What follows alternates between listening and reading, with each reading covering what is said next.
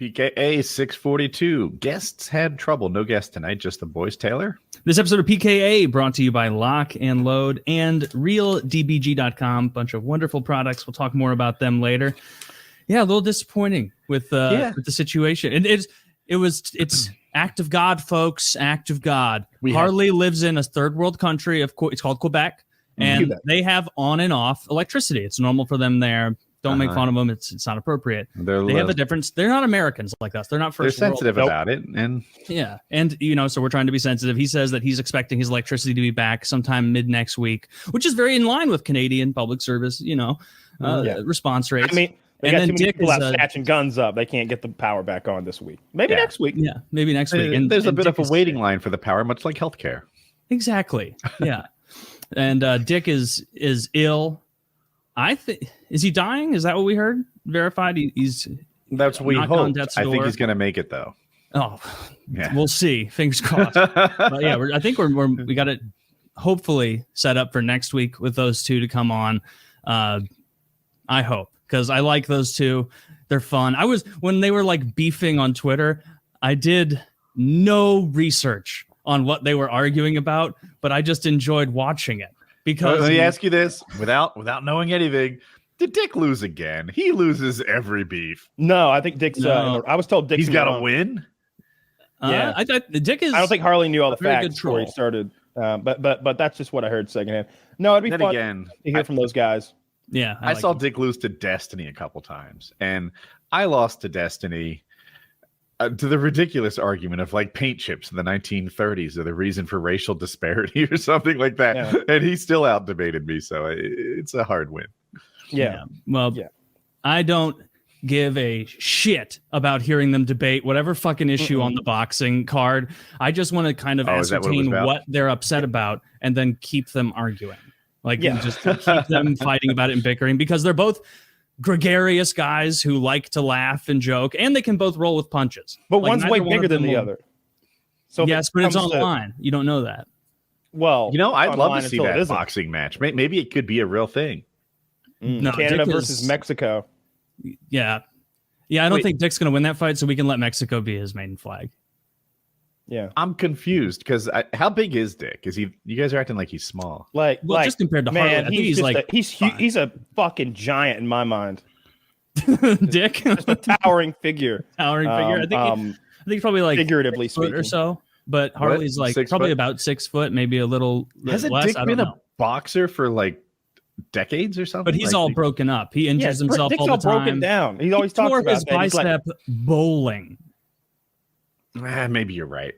I just give a lot of credit. Car and if you told me that Dick didn't play the guitar like he used to, but he's 15 years into it, I'd be like, he's good though, right? Like he's been doing it for 15 years. Like I get it. He's got that terrible blister, but he's good, right? He's 15 years in. He's that awful blister. Those 15 years. I don't know what debilitating problem guitarists have. Arthritis would have been. I think Dick is about 1.5 feet shorter than Harley, and he's got also suffering from multiple health issues. Well, Harley is a competing. Harley's 7.5 feet. Athlete. That's a lot. Yeah. Well, I mean, Dick's like 5'4" or something like that. He's Olay. I'm going to choose to believe that. Yeah. That's just Mighty Mouse, they call him. I don't think that Dick is the kind of guy who would ever jump in the ring and fight someone. It doesn't seem like Dick's personality. Dick is a troll, and he's very fucking good at it. Like he's good at getting people upset. Like as I watched him responding to Harley about this boxing thing, I could tell Dick does not care either way about this boxing thing, but he saw an opportunity to rile someone up and create something, and he did. And what were the positions? It was, I don't even know. I don't even know. I was just laughing at it. But it's some bickering about like the boxing organization, and they kicked somebody out for like training with Sam Hyde briefly. Like this guy was going to fight in the creator class. I think creator class, is that right? And then he trained with Sam Hyde, and then they were like, "Hey, you can't do that. We're kicking you out. You're not in the competition anymore." And then a bunch of people were like, "Whoa, you're kicking this guy out just because he like." For 40 minutes or whatever, like threw some hands with Sam Hyde. Like he's not affiliated with him. Sam's not going to be in his corner. And then I think Zach says you have it backwards, but I'm likely confused. I don't know. Well, that's why we're going to have them on, folks, because they're the participants who know what's happening to them. Nothing like that stopped me from botching it and getting every detail wrong. Taylor, what's your best guess of what the whole thing's about? Well, if you have an hour, like I'll just. I think it involves the Animorphs. Oh, Zach says you're right. I'm very confused. Hell yeah. Damn, I got my finger on the fucking pulse of America, of Harley and Dick. But damn, that sucked. I woke up this morning and I was like, oh, Thursday PKA day. And I'm like, oh yeah, Dick and Harley are on. This is going to be a really fun one. And so I was like, bummed it'll out. still be a fun one. Yeah. Sometimes it's good just the boys. Yeah. Yeah, I enjoy that too. We don't do enough of these. But like, you guys know, we all do the show together. Sometimes we get a text on Thursday of like, the guest is this person. And I'm like, like what the hell am I going to talk to this fucking guy about? And then other times it's like, it's Dick and Harley. And it's like, oh, okay. Like, yeah, I can really, like, they're going to domineer huge portions of who's my put your feet on the desk and enjoy the good show guest? Anthony Cumia.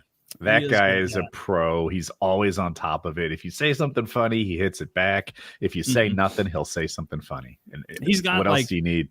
He's got that radio instinct that people don't have really. Like, he doesn't allow dead air. Like, if you've ever noticed that on episodes where we have him, like he's so used to that from being on real ass radio. Like, if there's dead air, he immediately jumps in because that's like what a pro does. And so I love doing a show with him. It's great. I don't know. I haven't watched his actual program in many, many years, but I listen to old O&A constantly. You linked me some clips the other day, and so now I'm getting recommended them more and more. And I guess Jim Norton does this character called, is it Uncle Paul? Sure. So he does this pedophile character. And he talks about, gotta help the little boys get their shorts down in the bathroom. They can't get them down. Gotta help them into the bathtub. You gotta watch them. You gotta watch them leave themselves, and sometimes you gotta give them a little pat on the bottom to help them get the last little bit out. You want to get it out, right? And they're like, someone goes, Jesus Christ. He's like, what? You want him to keep it in there? You want him to keep it in there? You want to get out every drop? That's what I say. It's really uncomfortable. It's reprehensible, but like you just look up. You Jim want Norton. uncomfortable? Try it without cleaned out bowels. Jesus, Taylor, you're a sicko. What Kyle just did is not even 5% as reprehensible as the character of Uncle Paul. So just look up Jim Norton, Uncle Paul, and there's a compilation of maybe 2 hours, 2.5 hours.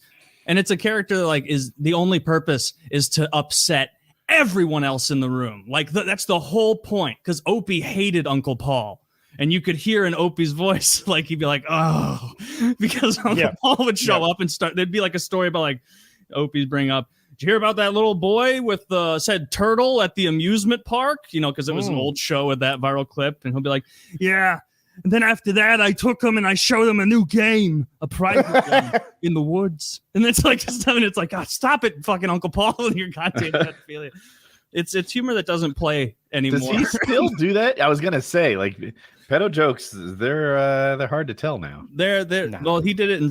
The fact he did a silly voice in a character makes it easier to be palatable. Yeah, but that's like Uncle Paul. Yeah, it's Uncle Paul. That's who it is. Yeah. And he's got a Jim Norton didn't say that. The character he plays said that. He's innocent. That's true. And it's the same thing of like the World War II collector who only has Nazi stuff. If Jim Norton had 15 characters and every one of them was a noxious pedophile, you'd go, okay, well, why are there so many uncles in this? But like he has 1 million characters.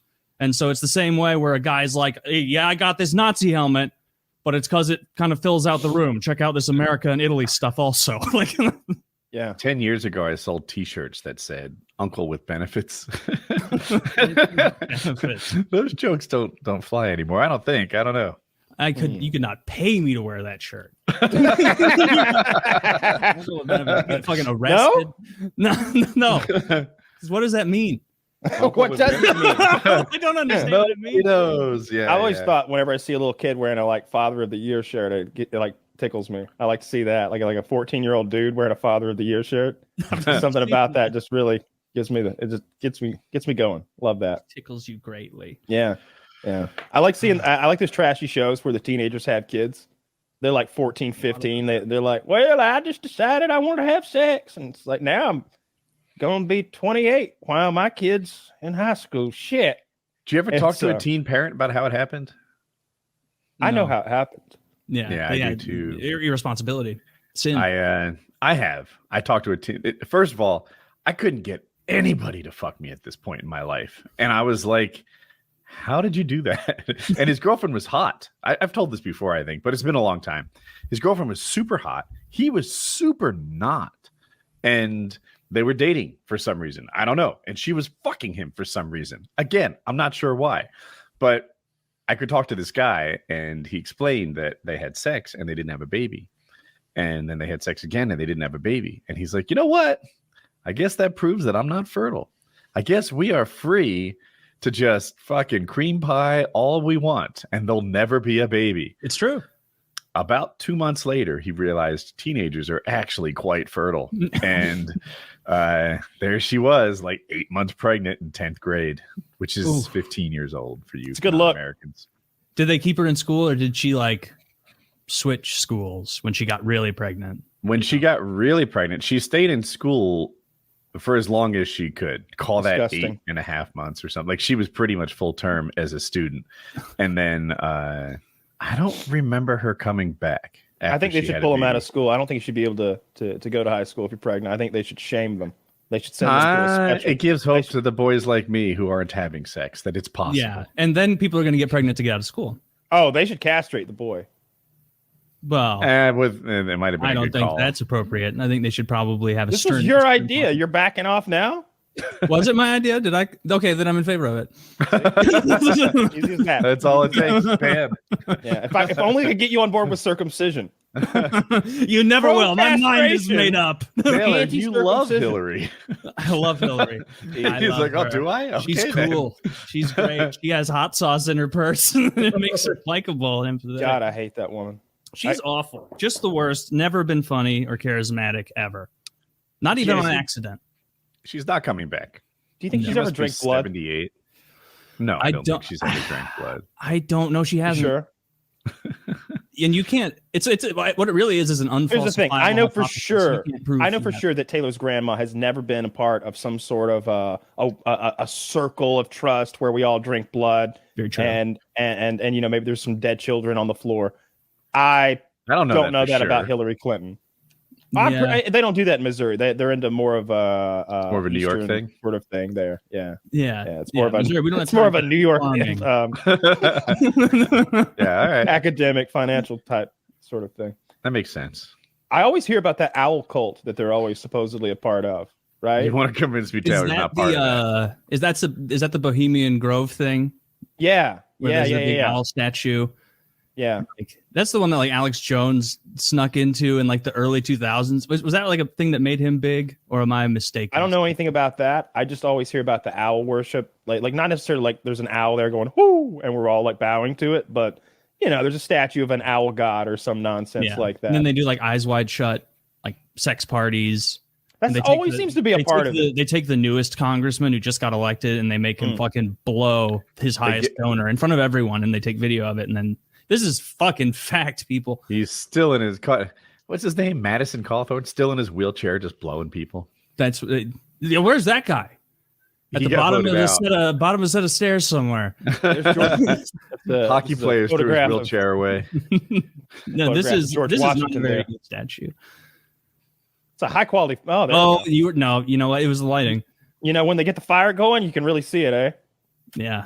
Seems kind of. You thought it might be a stage play at first, but now this is clearly. Is that a statue or a like? I think it's a statue that looks like a formation. It looks like shoulders with no head to me personally. Yeah, I think it looks like one of those things where they're like, "Well, how about a horned owl? Mountain looks like a man looking down with brushy eyebrows," and you're like, "Is it supposed to be a horned owl?" And those are the you know they have those. Yeah, eyebrows. It's a rock formation that sort of looks like an owl. We have the answer. Yeah, Zach told us. There we go. Now we're in the mix. Where is this? Let's visit. Who built those steps though? Because like that's legitimate. The owl's clearly wearing a cloak, a cape. Mm-hmm. I don't know about all that, but somebody built those goddamn steps and stairs. That's like a lot of work. Yeah, it is. Some rednecks didn't go in the wood and make that. I bet Well, if they got hired, Teams of men showed up to make about that. they don't know about the Eyes Wide Shut stuff. They just Oh. show up and they go. I'm just wondering time for who another day at financed. work. But who's paying to have like this the whole stage built around the owl formation? You know what I mean? If it is the government doing it, then we're paying Soros. for it. Like George Public Soros Works is can't keep surely a behind it. library from falling Yes, apart. it Say is. Soros a lot, and half the audience loves Probably Soros. Yeah. He is Yeah. one of the biggest global political donors. Him or it. the He Koch carved brothers. out One the of those. stairs with his space laser. Koch brothers. The Koch brother now. R.I.P. to that other one. The brothers Koch. Yeah, the brothers prefer- Koch. The brothers Grimm. Remember that movie? Yeah. Yeah, that was a terrible movie. was Well, it's based off that's based off of all the old fairy tales, right? How they were a little bit darker shades. Those are like the German fairy tales, and they're really they weren't uplifting or about like it was all the lessons in German fairy tales are like behave, like what do we learn from the owl who eats the eyes of naughty boys? To fucking behave. Like what the Kaiser says. yeah. And what do we do when the worm comes to the front of the house after curfew and says, "Please let me in, I am in trouble"? We say, "Well, increase your responsibility, worm." We say that to him. Get home, worm. You're against the rules. I'm calling the brown shirts. It takes you a while to understand the words. Does it? It does. Like brown shirts, that it was a little delay on that before I get it right. Fair enough. I was watching I was reading Reddit and I saw there was a whole thread about the Animorphs. Do you remember the Animorphs? Oh yeah, those great book For those who don't know, the Animorphs was a book series from let's call it the 90s, where children were given these powers by aliens to turn into animals, like any animal really, and it ended up being like even animals from outer space and stuff later on. But they were all like 12, 13, 14, that age group, but they're constantly being mutilated and ripped apart, and just horrible things often happen to them while they're in the form or they're for the guise of an animal. I've never read it. I love this. Thank you for this. Look at the starfish bitch. Let me tell you. So when she was in the form of a starfish, she got cut in half on a mission they were doing. And the way starfish work, each half created a new starfish with a different half of her personality. It was a whole problem. Yeah, there's some of the darkest childhood like literature you can imagine. Harry Potter's a little rough. Like kids get mutilated and die, but every book something awful happens to these people. Real psychological terror. And the artwork, at some point, the guy's just having a laugh. That's hilarious. What kind of I remember seeing these books at like Barnes and Noble as a kid or in the library in like grade school, but I never read them.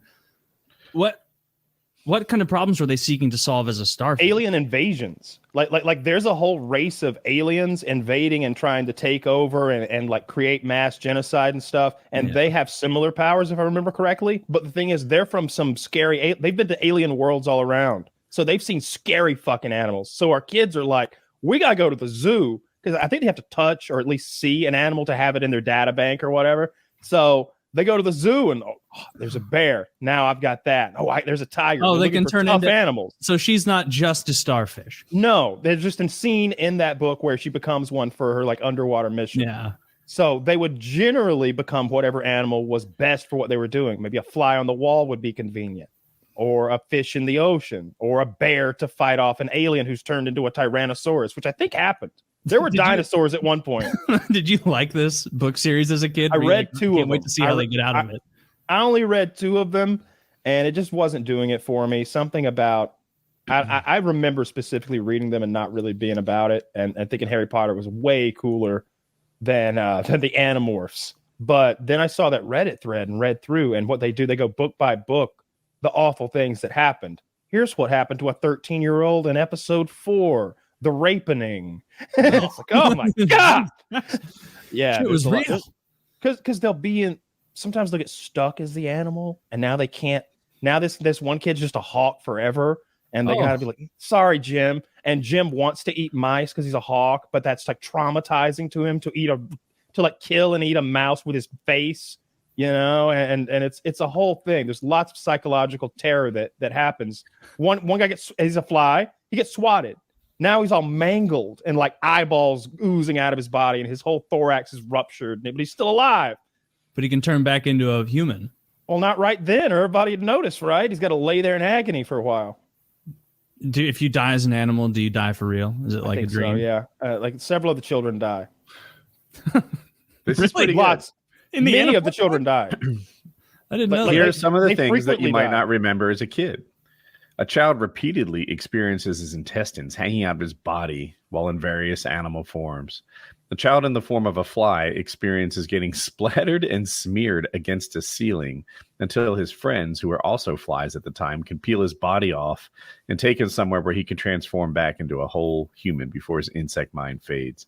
The child is shrunken and experiences having her eyeballs digested out of her head inside her friend's stomach while she's still in the form of a tiny elephant.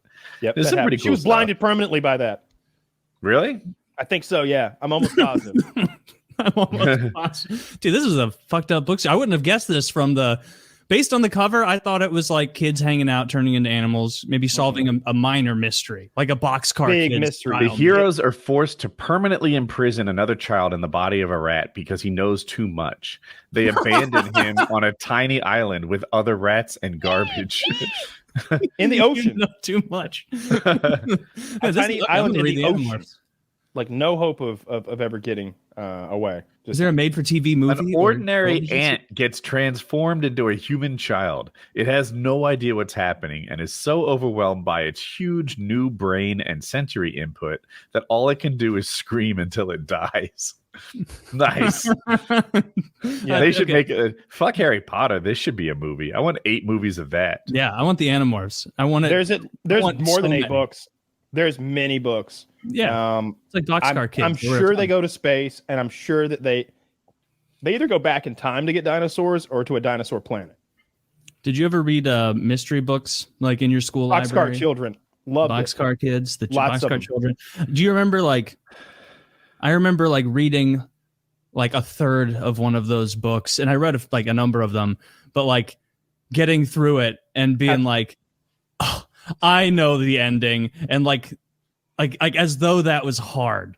Like being 7 years old and reading it to where like every time the first guy who shows up and is mean, he's just a guy who has a stone heart, and his Red children herring. died. Yeah, he always a red herring. The first person who shows up and is like really nice and offers the kids a meal, that's who did it. Every book. It'll be like, we have to start hop off this boxcar and then go to a local school. Oh no, Mr. John C. Rapist has stopped us. And he's like, For some reason, fictional food is always more desirable than any food you'd ever see at a Turkish bakery delight. or a deli. A good example. And I remember this excerpt from one of the Boxcar Children books where they're talking about, because they lived in a boxcar, which in case you don't know is a car off of a train that's just a big box for storage, usually of live animals I and used to such. think that sounded cool to live And in. it's been derailed and it's off in the woods and they're living in the motherfucking thing, like half a dozen kids. And to keep their milk cool, because they had groceries to some extent, they had like bread and milk, they would put it in the creek. And as a kid, I remember thinking, because they described it as being very cool, and I remember thinking like, man, I wish I had milk that was kept cool by a creek. Meanwhile, I have a refrigerator keeping it at exactly 41.8 degrees because that's the perfect temperature for milk. So you're like, But man, something I wish about- I had to go down to the creek and pull a jug out of the stream Yeah. to drink. Yeah.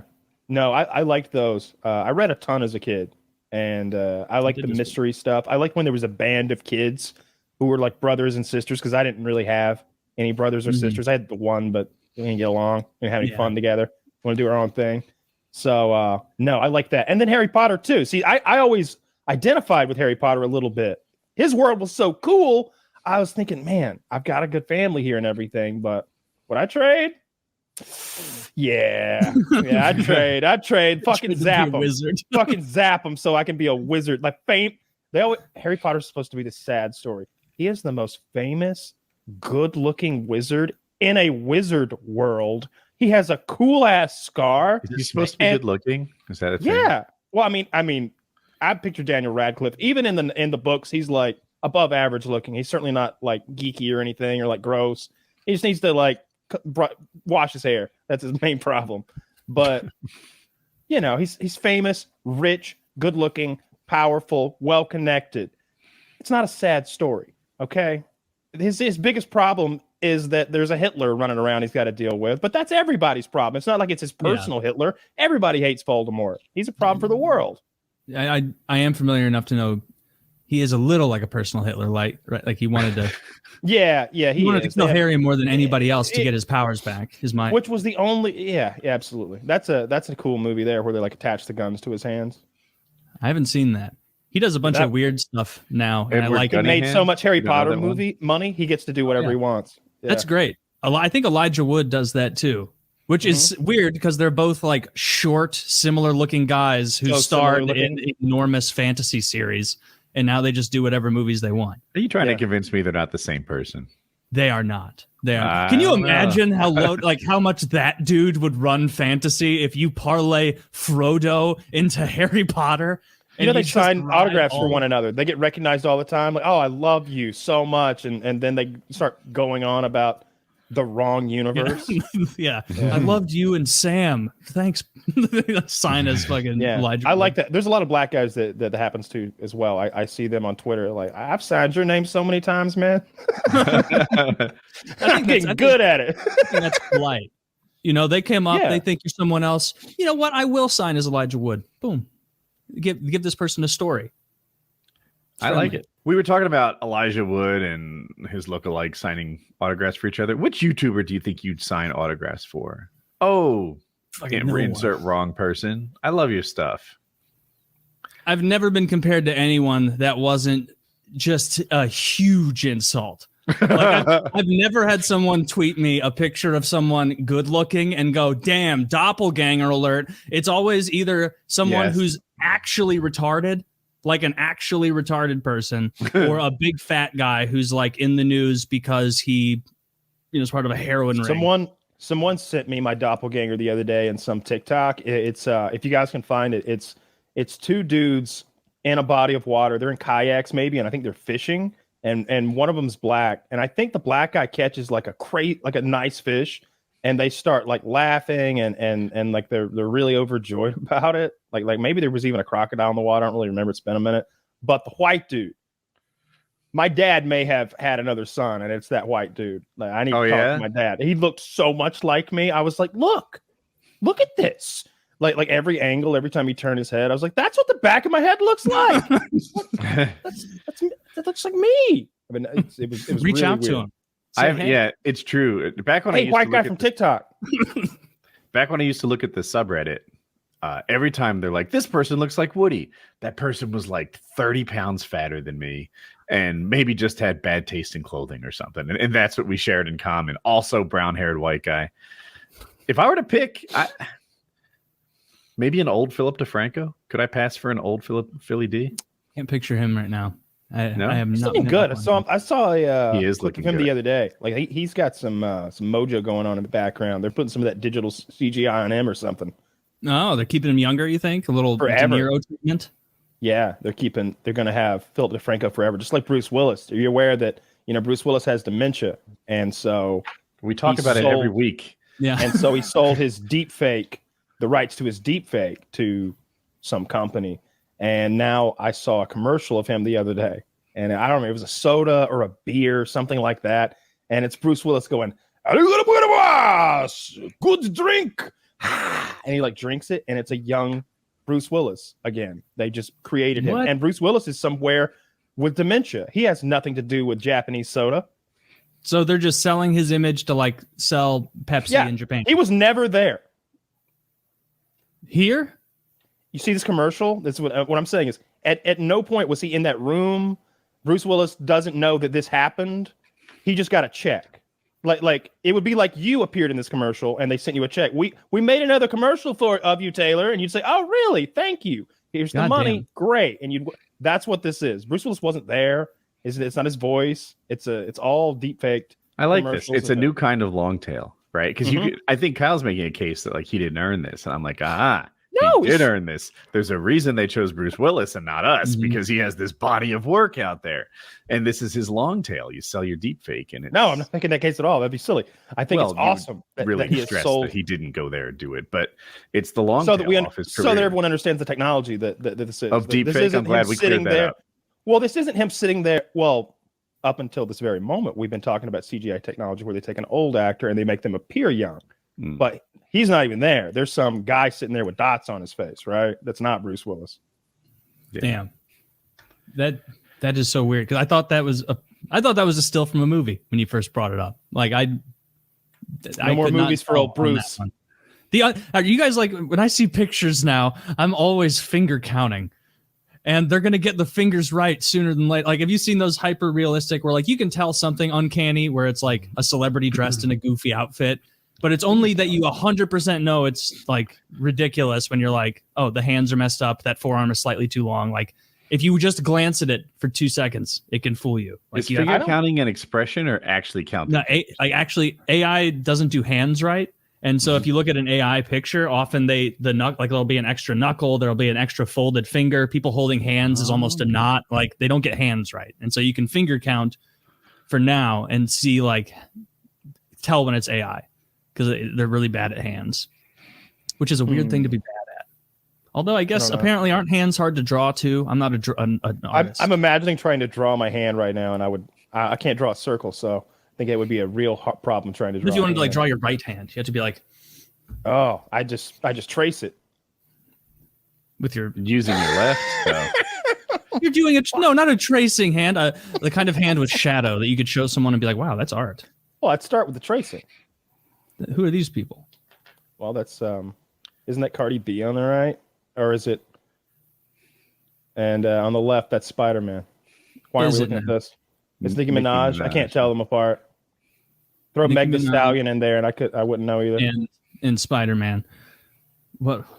Why are we looking at this? I think it's from what he mentioned before. There's a new TV show made entirely of deep fakes. So my guess is that neither of those people are there. See how that's not really them. That's somebody else, perhaps with dots on their face. Indeed. That could be. And damn, their arms are crossed, so we can't do the hand test. Ooh, I didn't think about that. That might be really intentional. It could be. Yeah. When are you seeing AI made like drawings and stuff? That confused me too. But yeah, you can just people post them on Twitter. You can mean like with the apps? Like the apps, yeah. And like even though it's crazy, like the ones that we were seeing 4 months ago are now absolute hog shit, like terrible compared to the ones now. And the ones now still can't get hands right. But I saw one of LeBron James where it had 5 fingers, so we're gonna have to come up with a new system soon because it's figuring hands out. Man, this is gonna work out. Like AI, like I don't think we can just unplug it if shit gets too scary. Oh, I doubt that. Right now, it's just a tool. It's gonna unplug us. It's a tool to help you write better fucking cover letters, right? But it won't be for long. It'll do better stuff eventually. Eventually, it'll get build orders right for RTS games, and that'll be good. I think the scary thing would be if you gave it autonomy. If you're like, hey, Steve, you named it Steve. Don't do that. Don't give it a name. You're gonna run the security of this building. You keep those auto cannons all cleaned and polished now. Yes, sir. That'd be a problem, right? You know, the UPS man really wants to deliver a package one day, and he just auto cannons him. Must defend the perimeter at all costs. Oh shit! We should have mentioned that Dave, the UPS man, can't hear commands. He knew that by walking into that building, he was agreeing to the defense measures of Bank of America. And so unfortunately, we're not going to make you whole. So come sweep up your husband. Ever start a new hobby? And then you go to forums or Facebook or wherever it is that you can find other people who like this hobby and try to build your own expertise by reading questions that the people asked, asking your own questions, etc. If you were to start a flower garden right now, you'd be like, guys, my flowers are wilting. And some asshole would tell you need more nitrogen. Someone would tell you need to water it. And someone else would tell you have too much water. And it is your job as a new hobbyist to figure out which one of these people is actually a group expert and which one of them is just full of shit, like spouting stuff, who asks even more basic questions than you do when he's not answering yours, right? And so you need to figure this out. AI seems like a tool that just reads this shit and puts it together without being very good at figuring out who the group experts are and who the idiots are. So when you ask it a build order, it kind of regurgitates shit that it saw somewhere else with no idea that this guy's an expert and this guy's a fool. And what you get is this untrustworthy sort of mix of good advice and bad. Don't you maybe get the mean opinion? And I don't mean the one that's right. That's The average. I mean the average opinion of. So like with politics and stuff, I've noticed it can be frustrating to ask questions that are politically charged, or the answers could potentially be politically motivated, or it could make the AI look bad if it answers a certain way. You get weird responses sometimes there. But I think if you asked it how to garden, I bet the average answer on the internet is a pretty good answer, and it'd get it right, right? It's getting better as it goes. I know all of the people that I talk to, they're like, well, I use it for this, and I use it for that, and all of their jobs, they're using it to sort of automate or take over this one little corner of their jobs that was just like busy work almost, and this thing could just collate and put everything in this nice little package that they can email off real quick and trust. I see a lot of people using it that way, and the whole idea of a book report's retarded anyway. Like that was just to make sure you read the book, right? I mean, it is like reading comprehension is important. Like making sure that you are retaining information. Simple. Like if you can't write a book report, you're a fucking retard. Like no holds barred. Like catching strays here. You're Taylor's just firing indiscriminately. Just fine. I'm serious. Like if you can't figure a fucking book report out, you're surmising a book. What is this boxcar book about? Susan thought that Terry stole the jewels, but it turns out Terry's lazy eye just scared her, and it was really Mr. Greasy, across the street. Like, and that's about it. Like, that's all that was meant to do. Like, I remember as a kid not understanding the point and being like, why does this dumb bitch need me to tell her what the book is about? It's like, no, she's making sure you're not a retard who like puts something together and is like, oh, so this guy just functionally can't string structured thoughts together in written word. Like he doesn't. I actually think it has a lot of value. Like my impression based on our stories is Taylor was a much better 8th grader than I was. And but the me of today can absolutely write a book report. I don't mean to flex on you, but probably like 9th or 10th grade level at this point. He's fucking 8, bro. So the reason that I picked that up is all the have to read, have to learn. So in computer science, if you're an auditory learner, which means, I prefer to be told verbally stuff, shut the fuck up, you worthless pile of shit. Fucking turn off your computer and leave the building. You have no fucking value if all you can do is be spoon-fed information by your coworkers to learn.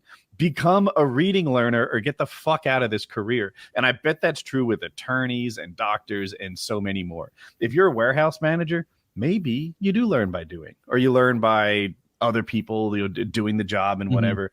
But there are some jobs you have to have book smarts, to succeed in. And that's what book reports are for, to develop that skill set. And there's a lot of stuff that like it takes, like learning by listening is way more passive and easy than learning by actively reading and forcing yourself to internalize that. So like the best engineers aren't listening to books on tape. Like I learned this, like they're reading, they're structuring things like visually. Like the best doctors aren't listening to a fucking podcast on how to do a surgery and then like popping the gloves on. Like they are analyzing like the top dudes at the surgery do. Like, so it's just like, instead of I think everyone would retain more visually if you it's harder because you have to force yourself to, like, you can't, it felt like it felt like it was more about the language arts part of it, the structuring of the book report, than proving you read the book, because we had a whole system in our school to prove that you read the book, where they asked you like, I don't know, 20 questions. There's no way that you could pass the test. When we were doing Relay for Life and you were getting the points per book, you'd read the book and you take these 20 question tests. You score a 90 on it. It's like, yeah, here are your points. You clearly read the book. There'd be no way to fake this shit. Yeah, I tried to fake it once. I just ended up reading the book. What about Cliff Notes? You're in 4th grade. Okay. So it's Just didn't have to get your hands on them. Good point. Yes. But I remember the first time people might not know what Cliff Notes are. They were these, you have to read like Moby Dick, which of course is a big, thick, solid hardcover book. And then there'd be the Moby Dick Cliff Notes. They were these black and yellow cover. They had this like branding thing. And it would take 30 minutes to read the Cliff Notes, and it covered all the things that you need to know to pass a test. And I saw them in the store once, and I was like, oh, those are the legendary Cliff Notes. It's like having the answer key to various tests that you'll have to take. It's like, note to self, there's Cliff Notes here.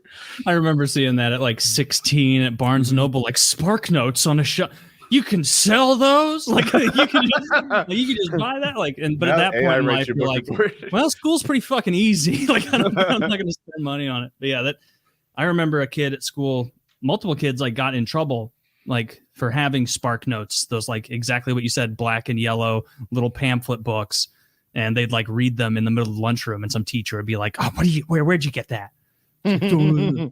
It's like, yeah, what'd you think? Like, why would you read that next to the English teacher? Are you trying like the least cool way to be a bad boy? Like, wow, this guy definitely didn't steal that, by the way, which would be cooler, to your 15-year-old brain. But yeah. Would you do school differently if you could do it again? Like, what would you change? I would make it high school first. I would absolutely have the mentality of like, this shit doesn't matter nearly as much as you thought it did. Like I was someone who like compared to like, you're about different. The social part or the academic part. Like, because I would like actually be like, oh, this is really important. I got to like work hard on this. Like, this is like, and there was so much stuff that like I worried about needlessly through like academic wise. That wasn't even hard because it was just like, yeah, I would go back and tell myself like, hey, settle down. Like none of this shit actually fucking matters. Like just get it. Might have gotten a GED. Like just quit. Right. Yeah, that might be better. I know. I enjoyed like my friends. Imagine if I mean, I don't know. You could have if for a year you could have just had that to yourself, like getting and just moved on and like prepared for the next step in your life, like whether that's college or whatever it is. Like if you'd had another year. Because what'd you learn senior year high school? Anything you're applying today? Probably not. No. You couldn't pick up in Cliff Notes. Senior year was a ton of fun because like you didn't have to do anything, and so you like going to school was more fun senior year because it's like who gives a shit? Like just hanging out. It was nice.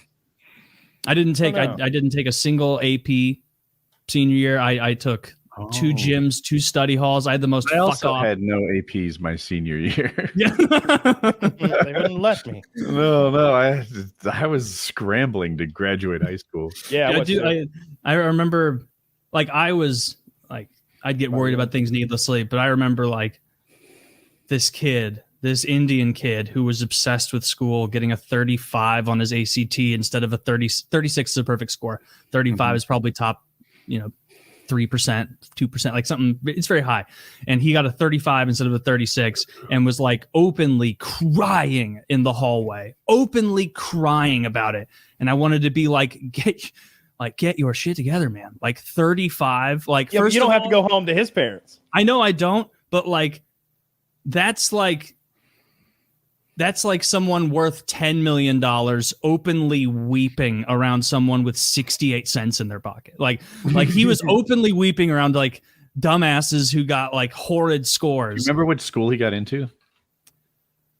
I don't remember which one. It was very good. Like he is a surgeon now, and like he's a foot surgeon. Is he still a pussy though? No, he's a real deal surgeon. He's a neurosurgeon. Oh well, it seems like the best. I don't know. Right? I like my neurosurgeons to get 36s. See, but I also like my neurosurgeons to be so fucking like obsessed with like doing the right thing that they cry over a 35. Like if there's someone who's gonna cry over a minor error, I want someone who's fucking around in my brain. Jesus. Okay. Yeah.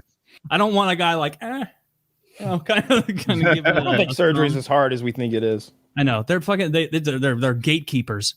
I think the know-how, of course, is, but I think the actual techniques are like not that much more difficult than spackling drywall or doing a bit of plumbing. I think it's whenever you see them actually reconstructing something, they're like, all right. And then like club it with a hammer to smash everything apart. And then like all right, let me get my saw out. Man, I've done this before. I've worked on old cars. Like you're just sanding all the edges off right now. Yeah. You're gonna put some Bondo on it in a second. You seen them put organs back in people? Throw them at it like a piece of meat counter. You imagine that it's like Operation, where you're like, careful, this is where this goes, this is where that. No, just a like holiday punch from a bowl the morning after into the sink. Like just true. Yes, they just dump organs back in, and it kind. I guess it just put them back in there. No, it just. I guess it just settles. Like it just kind of moves back around in your midsection. Yeah, and I mean these people regularly like leave junior mints and paper towels in you. Sponges, paper towels, forceps, springs. All that other shit sounds terrible, but junior mints, I'm kind of into it. Junior mint, chocolatey. Seinfeld, yeah. That happened to a guy. It did, and it almost killed him. It probably would almost kill you, right? Like a bunch of sugar just floating around in there, rotting. That would almost kill you. Then I'd be a goner. Yeah, but it's not in the. It's freewheeling in there. Like we don't know what's going on. Making a big if it deal were out of just nothing. like thrown into your body cavity, let's say we open your belly up and everything's reattached. I think they were taking like a spleen out or something off the top of my head. But you just leave that junior mint in your body cavity. My best guess is it becomes necrotic, like that junior mint starts rotting away in you and bacteria's feeding on it, and you go septic in your stomach cavity. Yeah, I'm sure you die. Like it's nothing but the perfect food for the shit that would fuck you up. I can hear Kramer telling me it's the perfect food for bacteria, Jarek. Perfect food for bacteria, Jarek. I love it. Jerry, you're not going to believe it. They dropped the junior mint in this. What if Kramer wanted to get the junior mint back? That would have been a better one. That was a Pigman episode. No, different. No, it was. Is that also the episode where the Pigman jumped off and fell on George's car, and then he wanted the hospital to pay for the damages to his car because a man had fallen off a building and crushed his car? And I was on George's side. Like, you're parked outside a hospital, and some loon jumps off the roof, crushes your car. That's on the hospital, right? Yeah, they can't be letting somebody some lunatic just run up on the roof. No, I think it's on the loon's fault. I don't blame the building. He's not capable of controlling himself. Like that's why he was at that facility, is because he's a loon. Oh, okay. They're responsible for counter argument, because I took it extended to anywhere else. Like if you parked outside a place of business, or if I parked in your cornfield, and then Pablo falls off Home Depot on my Hyundai, that's not Home Depot's fault. But Pigman jumps off the roof of St. Mary's. He was in their care. They allowed him to escape his restraints, gain access to said roof. And then, I mean, look at that was John Voight's car, Woody. That was a collector's item. You're kind of winning me over. I started on the other side, but he was under their care. I get it. I think he had grounds for a suit. I liked that episode. That was one time when I was on George's side. If your car gets damaged in a Target parking lot and one of their customers did it, I don't really hold Target responsible for something one of their customers did. No, definitely not. But if Target had an insane person shackled to a bed in the back, and it was like, Target, you got to keep this guy shackled up, and then that guy escaped and stole your car, I think Target's got something to answer for. Hey, that guy that stole your car escaped the confines of the storeroom, and you were legally supposed to keep him there, but you let him run away. Maybe. This is what Seinfeld's about, moral quandaries. Questions. The big questions. The biggest questions. Is God real? We have to talk about Trump being indicted and facing 34. Yeah, and I guess technically being under arrest. First of all, I'm not sure, but I might have lost a bet on those grounds alone. I need to go back with my friend Mitty. Me, or? It would be with Mitty, because I have a few scattered around, but I need to go back through the chat logs and see exactly what we said the bet was, and I made 2 or 3, but his arrest might make me owe Mitty $100 because I never really thought that would happen. However, I may have literally quantified handcuffs, which I don't think ever happened.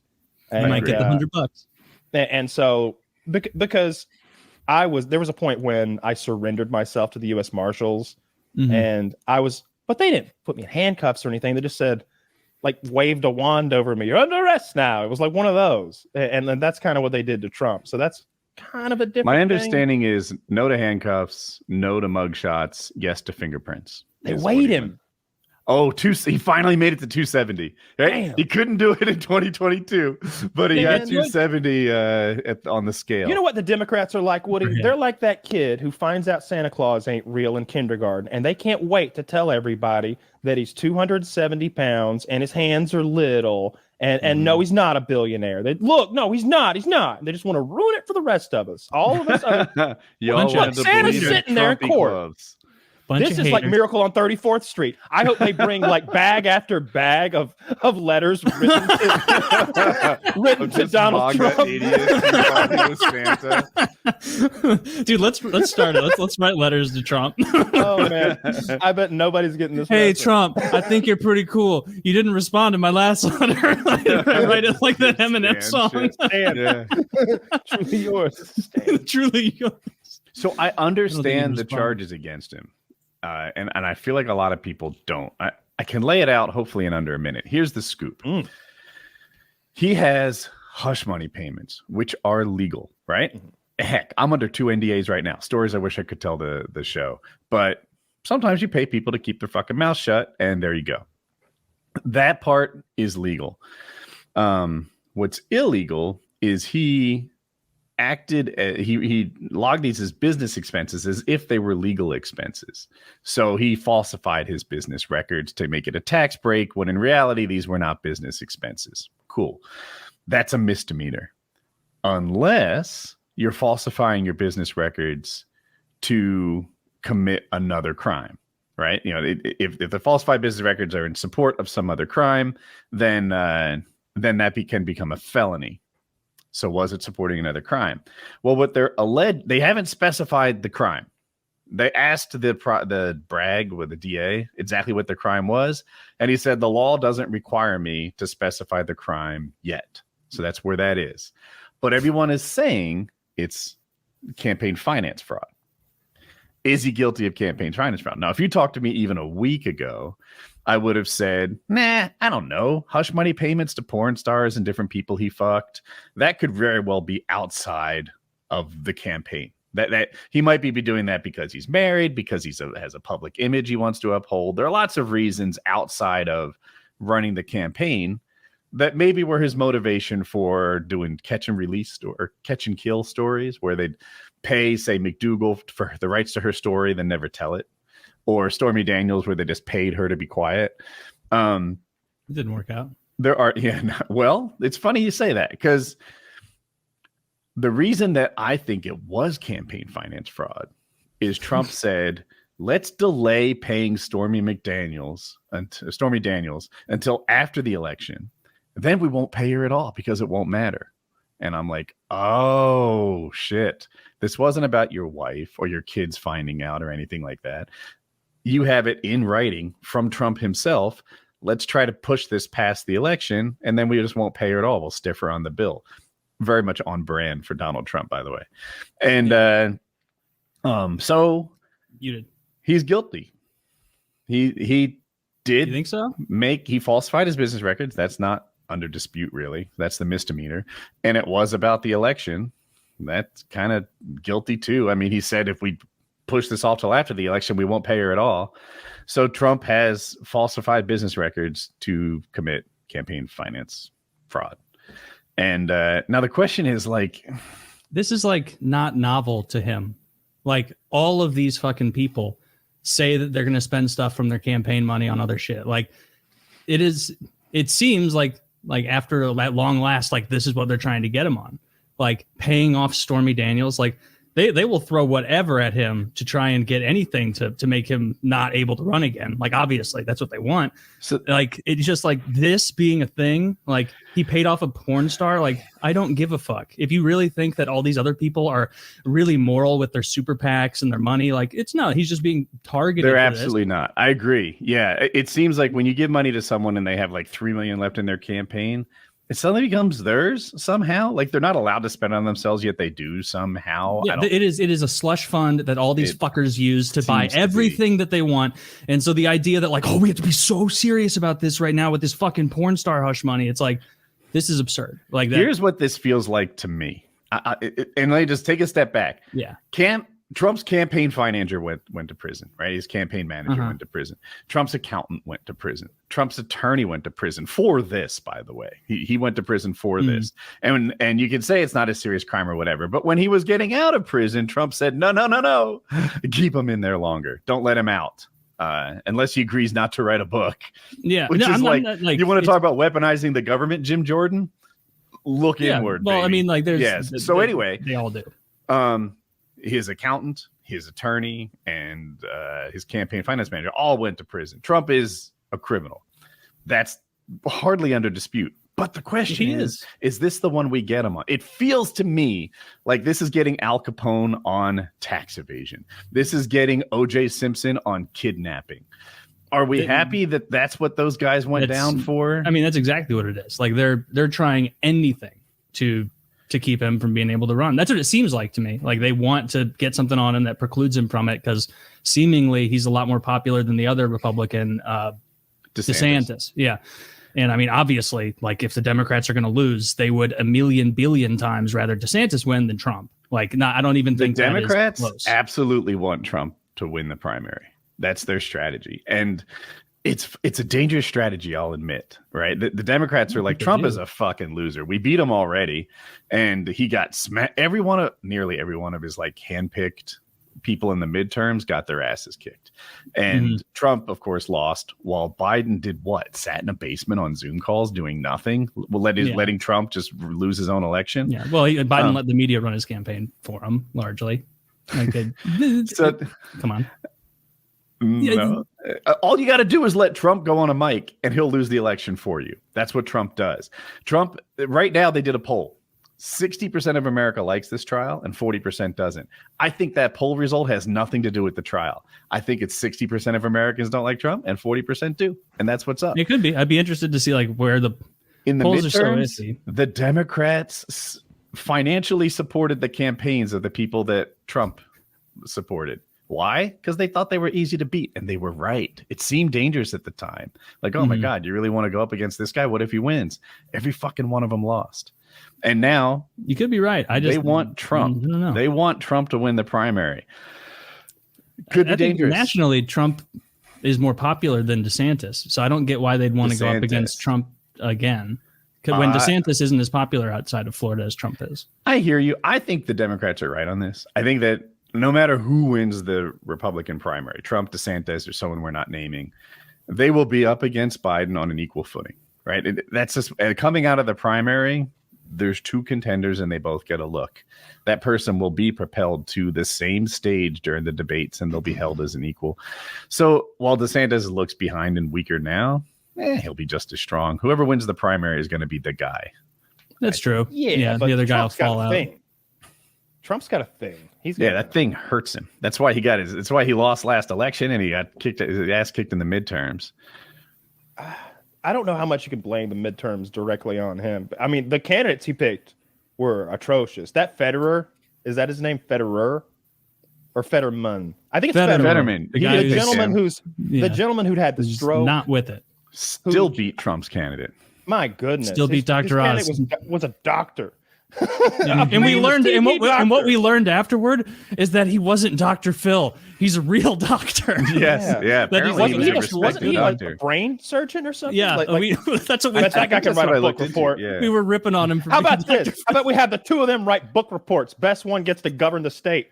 Dr. Oz is going to win. There's no way Fetterman can write a book report. It's going to be like one of those 4chan trolls where it's like, "Have you ever been so far as to actually never be so far as?" Dude, I hate Fetterman's shtick. Fetterman's hoodie and like ill-fitting clothing shtick when he's actually from a fairly wealthy family. Nah, I don't. If that's who he was, I'd be for it. I'd be down. But he's cosplaying as somebody. Yeah. You know what he looks like to me? He looks like a vampire's henchman. Like he looks like Igor. Yeah, he'd be in the background, all hunched over. He's got a cloak, but he's got it pulled back right now. And even his boss is like, ugh. Put the cloak on. Fuck. Like he's so ghoulish looking. I'm sure he's a sweet guy, but goodness, he's had a stroke and he's brain damaged and Last I heard, he was still in the hospital. Meanwhile, I Dr. wonder what Oz he's is doing still now. being a real fucking Still doctor. being a real fucking doctor, not in the hospital for 2 months. Thumbs up. I'm going to try to do my job again this week. So just got out 2 days ago. So he was just Oh, he got out 2 days ago. I was just trying to look that up. Out of commission for months and months right after winning the election. Oh, jeez. So I generally try After to. a major critique was he wasn't ready for the job. The Washington Post, which is a left-leaning newspaper, for if anyone doesn't know, wrote an article. I didn't read it, but the headline is "Fetterman's Profile in Courage in Fighting Depression." Oh, come on. That's fucking embarrassing. That's a real positive spin on a guy who took a lot of time off. Man, we all fight depression, but Mm-hmm. we don't get no hero title. I still fuck up and work 5 hours a week. I still show up in this room. You know how a hero handles depression? You never know that guy was depressed. He just comes right on out of it. He starts replying to your text messages again. Dude, that is hilarious. That's when you know your guy friend isn't depressed anymore. He responded to your text again and he wants to hang out. Where is he? He's in his cell at the Dude, there's a guy right off house? screen in stocks in a stockade. The gag in his mouth. Fetterman lives in a crack house. I'm gonna need something certifying that man doesn't have donkey brains, because I'm convinced that's a nitwit school he's in right now. I mean, he's as donkey brained as you can get. There's no That poor institution that man. would undonkey brain him. I feel mean, but goddamn, like he's a senator. I said governor earlier. Come on. I also hate his like folksy Carhartt and hoodie nonsense. You ain't no working man, dude. He's not a working man. The least calloused hands ever at a Carhartt desk. Except for the head. Dude, lift some weights or something. You'll at least look like a worker. Yeah. His giant clothes. This guy sucks. Yeah, he is. Oh, dude, who hasn't believed that really loose, baggy clothes hide your bad body at one point or another? Like, oh yeah, no one can see what I look like in this. Oh tent. yeah, it's like the first time, like you're really, or you guys won't get this, but people out there will. The first time you get like pretty sincerely overweight in your life, and you're like, and you discover black clothes, and you're like, oh, I can go down this road a little longer, baby. And then you start blowing out your fat clothes. It's not good. When you're too fat for a black t-shirt, life comes at you fast. You guys ever been in that mode where you put on like something as flattering as a black t-shirt and you were like, like, no, I really sincerely doubt Woody's been there. You've always been active. For me, it's all about the chins. If I start like doing one of these deals and get like the chins are not right, that's when I know I'm out of spec. What if your forehead does that? If your forehead is that It probably does. No, nobody's forehead does that unless you got fucking nitwit school. Unless you turn 50. Does he have two hoodies on? Yeah, he likes to double up. Oh my, does he? Can you zoom in, Zach? There's no way he's got two on. That's twice as folksy. That's double hoodies, right? He's got two. Is he wearing Is this an dude just ascot? perennially chilly? A gator? Zach says it's No, a he's not gator. chilly because he's in his fucking shorts. He's got a goddamn scarf on under there. And you can tell from the color of his COVID legs. shit. Hey, lots of that great I don't people wear see it shorts all winter long. Yeah. That's You know a what? thing. You also can tell with this guy is that, like, by the color of his legs in those photos, he's not normally a shorts guy. Really? Yeah, his legs are pale. I see him as a shorts guy. Oh, that He's was the not an best one outside guy. ever. Well, then Dude, I maybe seen some bad lighting ones. If he See the one doesn't where he was have talking genetic like this in a material black from the jacket? Addams family, then I'm not Fucking Lurch. that guy. Or is that the Munsters? Is He Lurch from the does. Munsters? That's a powerful brow. Very, He is. very. He looks like Mongol number 3 from a. Look at Vikings that woman TV in the show. back. I just saw her. Befuddled I at what just at the beasts she's witnessed. Dude, that's This man. I wonder how tall he is. He looks tall. Yeah, he does look tall. she's yelling, "Look out, lady! He behind you!" Yeah, he behind you. She's trying to be a Samaritan Holy to protect shit. this poor woman from that cave troll. He's 6'8". He's 6'8". The sites 6'8" and 6'9" is what keeps coming up. What an oaf! Just an Oh, oaf come of on. a man. Look, you can't toss him a bone. 6'8" is cool. It No, is, it's but he's not. not actually a cool looking 6'8". He's an oafy 6'8". Well, that's because he makes a lot of bad choices. 6'8" is cool if you're in the NBA. 6'8", like this is just a freak show. Well, you just are bothering people with your request for a longer hospital bed. I think 6'8" is cool. Like, he's not cool, but like Dr. Disrespect, not a friend of mine. Enviable look though, right? Like he's fit and he's 6'8"-ish. He's I don't cool. know. I like Dr. I Disrespect don't want to from be what that I know tall. about him. That's too tall. It Like, is, but it's if I have a slider and it's magical and I can be any of these heights, like that's not the one I pick. It's Dude, 10 6'4". foot. I'm going to be 10 feet 6'5" at tall. the most. No one You will don't make want to fun be of me. 6'6" walking around. You're a freak show. Now, psycho guy's gonna be like, 6'6" is too tall. here's what's gonna happen now that you're 6'6" and ripped, Woody. Some girl's gonna look at you and her boyfriend's gonna go, I could whip his ass. She's gonna, I don't know about that one. And that's gonna happen everywhere you go. Just tested constantly. Yeah. You don't think so? Now he's glassing you in the side of the face.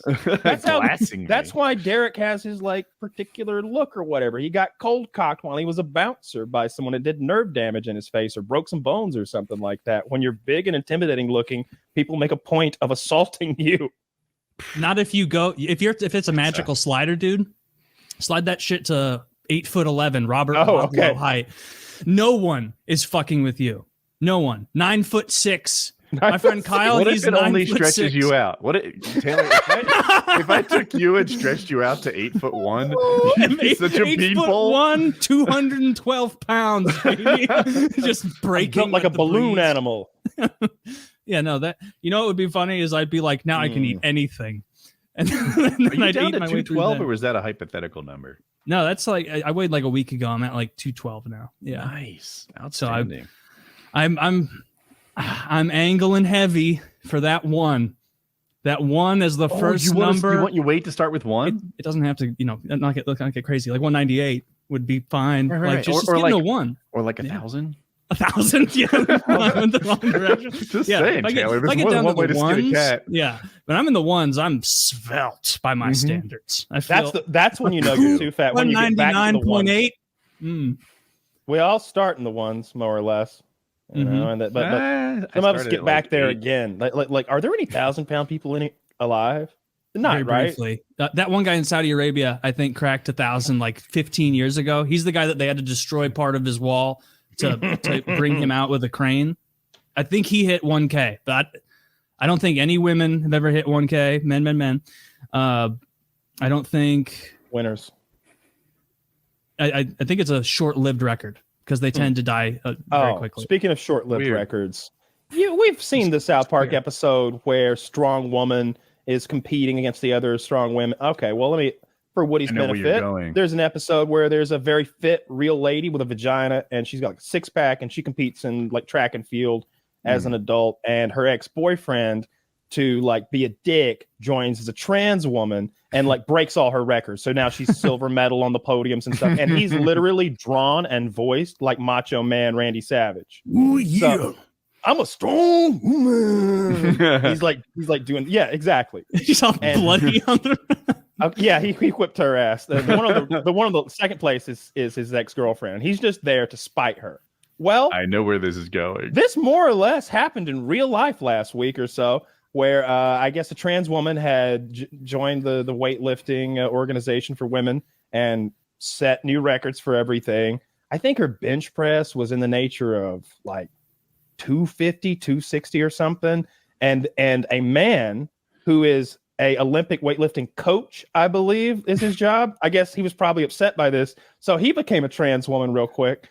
And he dropped in to pop all her records off real quick, blew them out by 100 pounds of lift.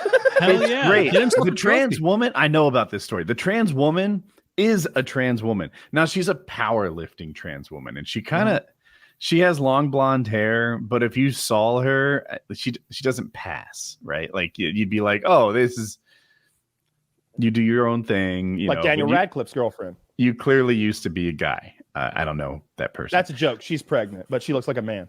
Okay. Anyway, so this woman, she was started as a guy, but she wishes that she was a girl. So she's competing against the girl, and she won 8 of the 9 powerlifting events that she entered, and she set records. And let me see. Okay, that I saw her looking a little more feminine than that, but there you go. That's her. Trans woman. Not fair to compete against lifelong women. Is that a good term? I don't know. But here she is. This guy comes, dude. He vibes Taylor. He's got a full beard. He's just man. But Yes, for one cool weekend, said I'm a girl. he beat every record. They do for people that I hope don't he know, took a spike shit in the girls' room too. powerlifting is bench press, squat, and deadlift. So he just set the women's record in all 3 of those and did his thing. First thing he does when he gets there, he goes into the ladies' room to take a big healthy shit and adjust his jock strap. Dude, show a picture of the guy that broke the records. I don't know. Do you remember his name, Kyle? I think I saw a photo. He's a very big guy. I remember him looking like Thor Bjornsson, but like the normal sized version, like bald head with like that sort of not Very exactly wide. like the wide mohawk thing where it's like real high and tight, like you've shaved so much of the sides off that Thor does. He looked like a power lifter. And I saw him break the women's bench press record, and I think it was 270, so he did 370.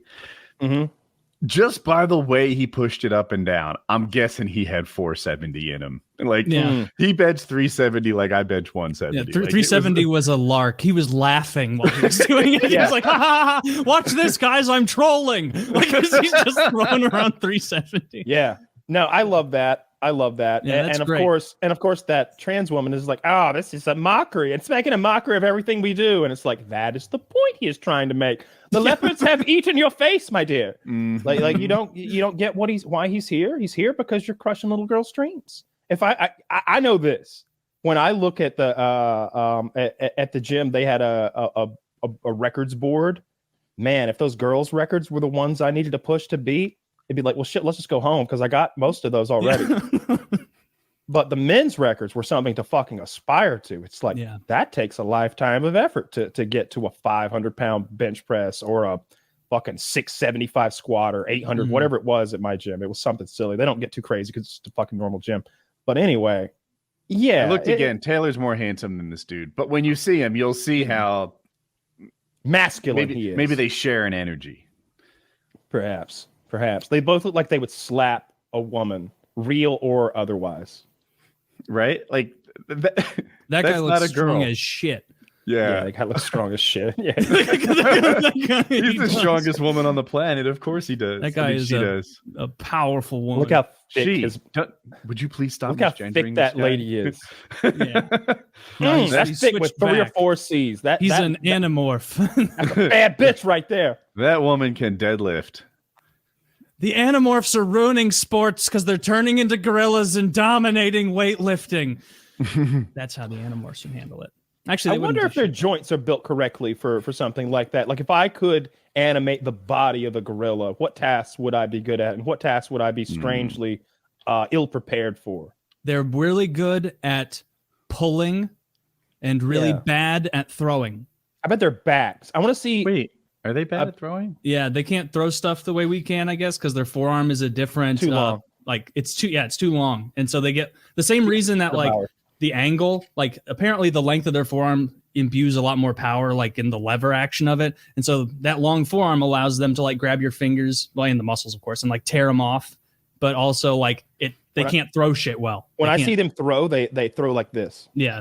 Really? I thought I saw him throw sidearm a lot. Like I see him I've throw seen water that bottles too. at Yeah. the zoo. But never they the can't human sort overhand of, like us. Yeah, and overhand is I've the never best seen way that. to throw. You would think so. Remember, I don't know. The Germans in World War every so often a weird pitcher does another thing, like throws sort of down. Yeah. Did you ever hear like in the World War II days, like apparently the American soldiers were like noticeably and markedly better at throwing grenades than every other group because no one else threw baseballs. And so like Germans and all them, like they couldn't throw it. as well as Americans get. Well, Maybe you that can was look maybe at the that's design of a propaganda. German Who grenade. knows? It's that is it called a steel? It's a hand potato grenade? masher, right? That's that stick grenade where you've got the handle and the explosive end on it. I would rather throw that than a regular one anyway. I feel like I could flick that motherfucker. Yeah, I wonder how heavy they are. Yeah, I like throwing those in World at War too. I feel like if I was throwing for distance, probably maybe me, but maybe not you. Like, because you're good at throwing a ball. Yeah, for distance, a ball would definitely be easier than the stick. Yeah. Well, I see the advantage for of someone who's both, good though. at throwing the ball, for someone who's kind of not that skilled at either, the stick might be better. The stick will be harder to fuck up. I've seen so many people get nervous and mess up a grenade throw by the release happening too late. If you haven't thrown in a sport, like the release point is important, and if they get too far over, they just throw it over there, like laterally. You see that like in some of those opening day pitches sometimes that are embarrassing. But I've seen guys throw grenades on the internet just over there instead of the pit that's over there. Yeah. Right at their own feet. Yeah, right? And the pretty much. instructor has to like save them. Or I saw one where it was a demonstration for cops, I think, recently. There's like 30 cops in a field. I think they're throwing flash grenades, stun grenades of some kind. But the dude just kind of threw it to his left, and everybody starts running away from it. It's going off. Some people get nervous, and they can't do things very well. Their motor skills go to shit. I know if your adrenaline's going really hard, my hands go numb and start tingling. Like when I have a big adrenaline dump in Tarkov, I'd be over here shaking my hands out trying to get and you know what it is? My brain thinks that I am in such a tense situation that blood that it's putting in my hands, that needs to be in here because we're about to do some shit. I need that blood to power my heart and my liver and get it out of there because we're about to get fucked up. It's just going to leak out, you know. Dude, and meanwhile, I'm clicking on pixels. I'm on the other side. What if, hear me out, on the coolness scale, what if I converted the Game of Thrones room to the train room, right? This is a you big wouldn't room. tell us. It's like 30 feet by 60 feet. I don't even know how big this room is, but it's really big. And you could have a cool train. You should do it. That's cooler than Game of Thrones at this point. No one talks about Game of Thrones. Trains are evergreen. Well, maybe they're not anymore. Are you legitimately into the trains or are you just being silly? Maybe a little both? A little of both, right? I'm a little silly, but there's a part of me that's like, some of this shit's cool. And the scale is a decision I think you make early on. As a kid, I don't know what the numbers are, but I had like a 1/256 scale, like, you know, the smallest kind of train, but you make them just a little bit bigger and they get really neat. And you go a little bit bigger than that. I don't know what this does to the price, but I've seen people sit on their like trains and they can pull humans around. Damn. And it's like, this is kind of neat. Like they run on coal. There's some that you can like shove a little coal in there and make a little. You've got a real steam engine, huh?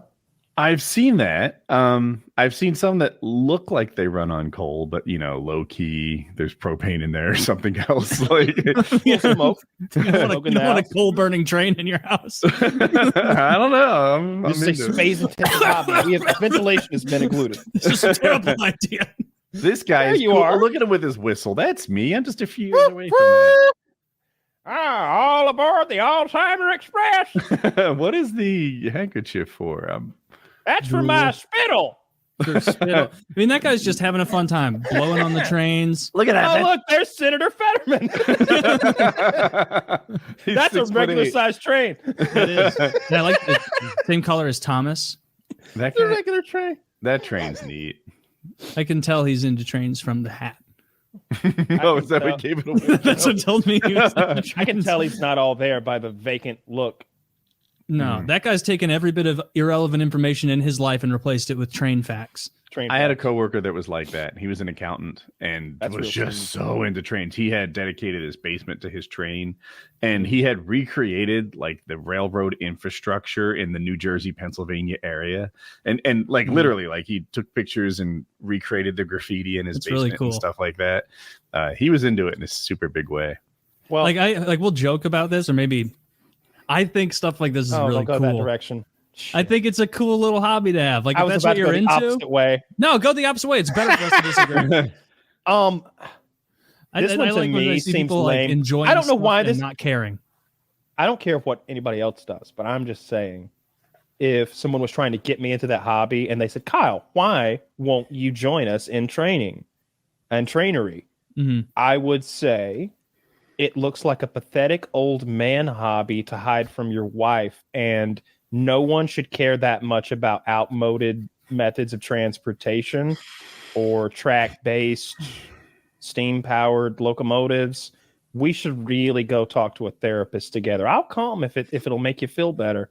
There's something wrong with you. That's what I would say. Because it's ridiculous. Look, you go spend that 40 grand on a fucking like beat up Ferrari and then restore it in your garage. Dude, I'll kiss your ass and tell you how cool your hobby is, because you're gonna. Why is that cooler than trains? Because he ends up with a Ferrari at the end. This guy, look at him. You know what I don't see? Anyone around him willing to stand in a picture next to this. He's absolutely not going to let anyone else take credit for this. I will say, whatever that is, looks incredible. You can film movies there. Yeah. The thing about the Ferrari that gives it the edge over this to me is you can go somewhere outside, right? Like, I would argue that if you bought a beat up Ferrari and then your thing was to bring it back to life and make it like new. Sure. That and making a train track with like recreating some area, to me, are really parallel. They're both kind of mechanical. They're both kind of physical. They're both kind of crafty. They're both kind of mechanically intelligent. I don't know if that's a thing. Like, they're a lot in common. But if you take that Ferrari and you so much as get a fucking milkshake 18 miles from here, now we've elevated this hobby to another thing. The wind in your hair, the like real life aspect to it. Whereas this guy can't take this outside his basement.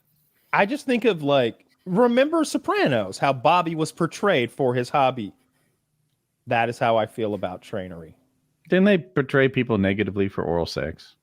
You think none of it? You don't think any part of this is cool? The whole point was that was an outmoded ideal that none of them like actually held themselves to. Tony ate pussy. They all ate pussy. And he's like, hey, what goes on in this bedroom stays in this bedroom. She's like, yeah, twice a year. Like yeah.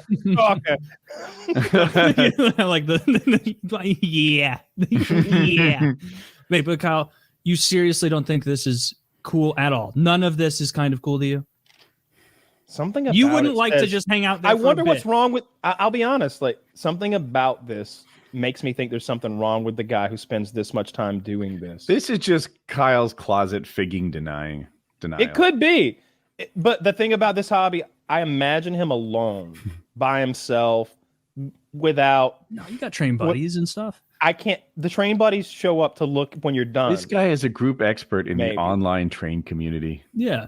This guy, he's a modder on our trainery. Yeah, and he's a power hungry jerk. Look at that, a fun time for families. This guy, look how happy he is with that kid, nuts to butts. Yeah, that guy loves trains. Yo, Opie, there's not enough room for us. Guys, hear me out. I have an idea. Let's alternate with children. Let's all sit on the train and see. They're like doing a weight test. Like, everyone's aside, look what's in his hand. He's shoveling coal into that motherfucker. He is, and that's pretty cool. Oh, come on, that's neat. Yeah, you don't think that's neat? All right, see, this is outdoors. Then it becomes something kind of neat. It's what's weird isn't that you own a model train. It's when they build that big place that, in their garage, and the whole room has become the train room forever. And when he dies, their family just smashes it to smithereens. Zach, can you go back a picture? I would tell that guy, I'd be like, when you die, they're gonna smash the fucking Grand Central Station you got. They're gonna take old Ben, the locomotive, and throw it out into a dumpster. They're gonna sell everything to the highest bidder on eBay. And guess what? That's me. And you know what I'm gonna do? I'm gonna become the. I'm saying this in his hospital bed. I hate trains. I hate trains. I hate trains. Just you know what I hate more than trains? People who like trains. I hate every kind of train that I can't collect and put in my basement for me. I never thought trains were interesting or cool. Any more interesting or cool than wheelbarrows or, the exit door to a movie theater. It was just another item that existed. Really? How about this, Jack? What about those yellow cat? Those really big, like, yellow cat construction trucks that were made of metal? I grew up in a world where my dad had tractors and stuff, and his friends had, I would see construction happen. I saw the real ones. Like, I had a toy tractor that I liked playing with because I saw my grandpa's real tractor. Like, you didn't? Yeah, I didn't get any toys like that. Oh. I got, mostly They guns. didn't give, like, little 4-year-old Kyle the toy? A little tractor. You know, I what used to had get a every year? 4-year-old. I BT had the Jeep. trucks. That's a drive. good gift. That's a good. Oh, that's a good. So I saw this picture. Not the guy in front, but the other two grown men. Those are the kind of people that our fans would say look just like Woody. Yeah, look at that. Look at Woody riding the. Which one? All of them. They all look. They look just like Woody, and I'm like, really? You know what I love here is this is an old grandpa who just loves trains.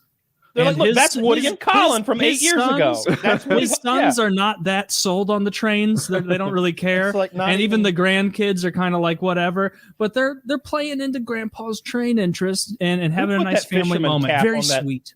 Who put that fisherman cap on Opie? They probably were fishing beforehand. Look, they're out. They're great I outdoors. hope that kid's got sunscreen on. Yes, he needs it. You think it's a long route? Look at the guy in the back. Look at his fucking genetics. They did not fall far. Look at that little man's hairline.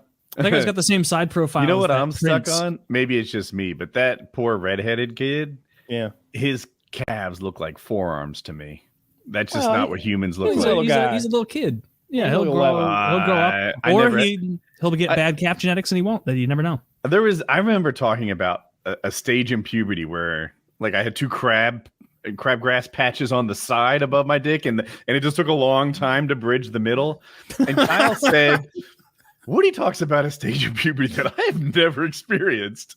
Yeah. Like that just didn't have. You guys didn't have that long, slow, drawn out entrance. It's like you into started and then stopped again. puberty. Yes, like, it was You terrible. know how you'll have an early spring. But where I and was the headed butt- with that was this: that kid's calves. I never went through that phase. It like 3-year-old Woody didn't have forearms for calves. You were saying, Kyle? I should just end it now with those calves. Getting lay down in front of that train. That's how those old guys kill themselves. They lay down on the tracks of their train and then It's just just shoot themselves. banging into their head over and over. Yeah, because the train won't do it. Yeah. No, I think that trains is a great hobby for. Do you really? No, Thank you. Jesus. Oh, come on! It is great. I genuinely I think it's a really cool if that's hobby. what you're into, that I think it's fine. But You know, that's what's no. I asked Why is you. it not a good hobby? me personally, I Yeah, would you not invest personally. in trains. It takes up an enormous amount of space, and after you make one route and you watch it do one route, I feel like you'd be like, "All right, fucking redo." Actually, that would be the fun part. Is like redoing it. Like Here's like what I the saw old Bobby Hot doing, Wheels. and here's the lamest part. He was pretending he was an actual conductor, and he's like wearing the hat, right, and the You know what's overall. funny? That makes it better to me. Fuck, man. Yeah, he's I'm having all- fun. He's role playing. He's doing a character. Woot, woot. Like just having a good time. Who's he hurting? You know what those things call? Just having You're fun. talking about He's like hurting a- his you're kids' talking about like a college funds. Yeah, he's You're talking about like his a family's $6,000 absolutely locomotive. That'd be a funny skit. You see a guy like just like painting the final bit of his train, and it is immaculate, like clearly $1 million thing. And he goes upstairs into like a single wide hovel with hungry children. He's like, "Shut up! That's train funds!" Like steals things out of their. Hey, where'd my coal money go? We're so Who's been getting into my coal money? You know what coal costs in the 21st century? It's very hard to come by. I think it's Not going very common. down. Am I crazy? Where would you go to get coal? West Virginia. That's a good point. I mean, you'd have to go to. That's what I mean. They got free coal samples there. You just walk up, take what you want. Coal mines, public access. Are there public access mines anymore, or did enough people die that they shut that down? When you say public access, do you mean are there mine shafts somewhere I could walk up to and just go down in? Because Yeah. there are. No, like an open one, What do you mean by open? like Yeah, yeah. still working. Well, they wouldn't let you in functional because that's like going to a chemical plant and hey, what's going on in here? But you could sneak in. I bet. Why don't you Just as sneak into easily one as you that's could not in sneak into business? DuPont, I suppose. It's a working. Well, I'm not Mine. stupid. If I'm going to sneak into one and I'm going to get stuck, I'm sneaking into one that has people showing up on Monday. So you're gonna put like the cap on. Why are you invading I a think mine? What do sneaking you into hope to coal find? mines is inherently stupid, and that you can't use that as an It argument. is. There's so little payoff for sneaking into a coal mine. 15 cents worth of coal. You try to You're dress up as a miner, but you're dressed like an old timey miner with a pickaxe. I've got a no shirt on, coveralls, one button undone, I got pickaxe. the black lung, pop. I'm sooty before I show up because I want to look the part. I remember I used to go off-roading in Harlan, Kentucky a lot. And that is a coal mining town. And you'd see the coal miners come out. It's clear that these people haven't seen daylight for like 8 hours, and their faces are just coated with coal, like Dick Van Dyke and Mary Poppins and stuff. And I wasn't sure if I think that was a look they carried with pride. Like everyone knows coal miners make bank in that area, relative bank. Yeah. Yeah. This is a town where everyone makes 22 grand a year, and these guys are pulling in over 60, 70 grand a year. Okay. But they're going to die soon, so they work hard. Can they just wear a respirator? I don't know. I think they find that it's just hard to live in a respirator. Actually, as I think about it, they're the pattern on their face from the coal dust had some sort of like respirator they're wearing pattern a mask on it. There. I bet they don't get the black lung anymore. I bet that's a thing of the past. Maybe you're right. I would hope that modern U.S. coal miners aren't getting killed by coal. I bet they are. We've got people for that. 16% of coal miners still contract black lung. Jesus, that's a high percentage. That's too high. Man, what's the general population's black lung percentage though? That might be the norm. Yeah, it's probably about six. Well, this you can't stay as high without a control group. Black lung, I've never met anyone with it. I don't even know exactly what black lung is to know that it's bad. Lungs, right? I think my father-in-law had it. He had it? Like he recovered from it? He got a big settlement for it. I see. He was a fireman, and they didn't get the proper equipment to fight their fires, so they would just go in there and breathe smoke. And he had lung damage from it. Yikes. Ooh, yeah, this is... I mean, the picture on the Wikipedia, like, I bet they picked a really bad chunk of a coal lung. Like, I bet they're all not that bad. But it's not good. They cherry picked their black lung photo to make it look like a big deal. Yeah, is that what you said? Your theory? To make it look like too big of a deal. Contrast the same way they did Trayvon Martin. Come on, give him a fair shake. They upped the sharpness, made it look all evil. Oh man, I want to play video games. I want to fucking play. Let me ask you that. So you're feeling the pull of video games right now. Sometimes when I get super into video games, it can come at the cost of some of the other productive things in my life. Like if I'm really, really into video games, I'm probably not really, really into strength training at the same time. I know Kyle's not like that, but I have been. Do you find that, like, I don't know, it's taken over something important? Yeah, if I do. A little? Like... It's usually a short-term thing. Like when I got really into Age of Empires months and months ago, and then got really into Warhammer very recently. In both instances, like I think I missed 2-3 workouts just a couple times, just being like, well, Kyle just texted me to play Warhammer, and I haven't done push day, but fuck that. I want to go play Warhammer. And so, but after a few days of that in a row, I'm like, oh, it's 2 a.m. and I'm not tired. Why? And it's like, well, because you moron, you're sitting still looking at goblins and ghouls on your screen all day. And so I fixed that pretty quick because my sleep schedule gets fucked if I don't work out. But what about immediately? Other shit? Like, and this is me talking about me. Like, if I'm really into video games and this is my thing, like when I played Tarkov, I would play Tarkov for myself privately during the day, and I would make a lot of money, and then I'd play at night more recklessly with cooler kits that people might want to see, and maybe even lose money during those sessions. Hopefully not, but it could go that way. And then the next day back, and am I missing workouts? Maybe not exactly, but that grass is long, and that repair has been put off, and something else.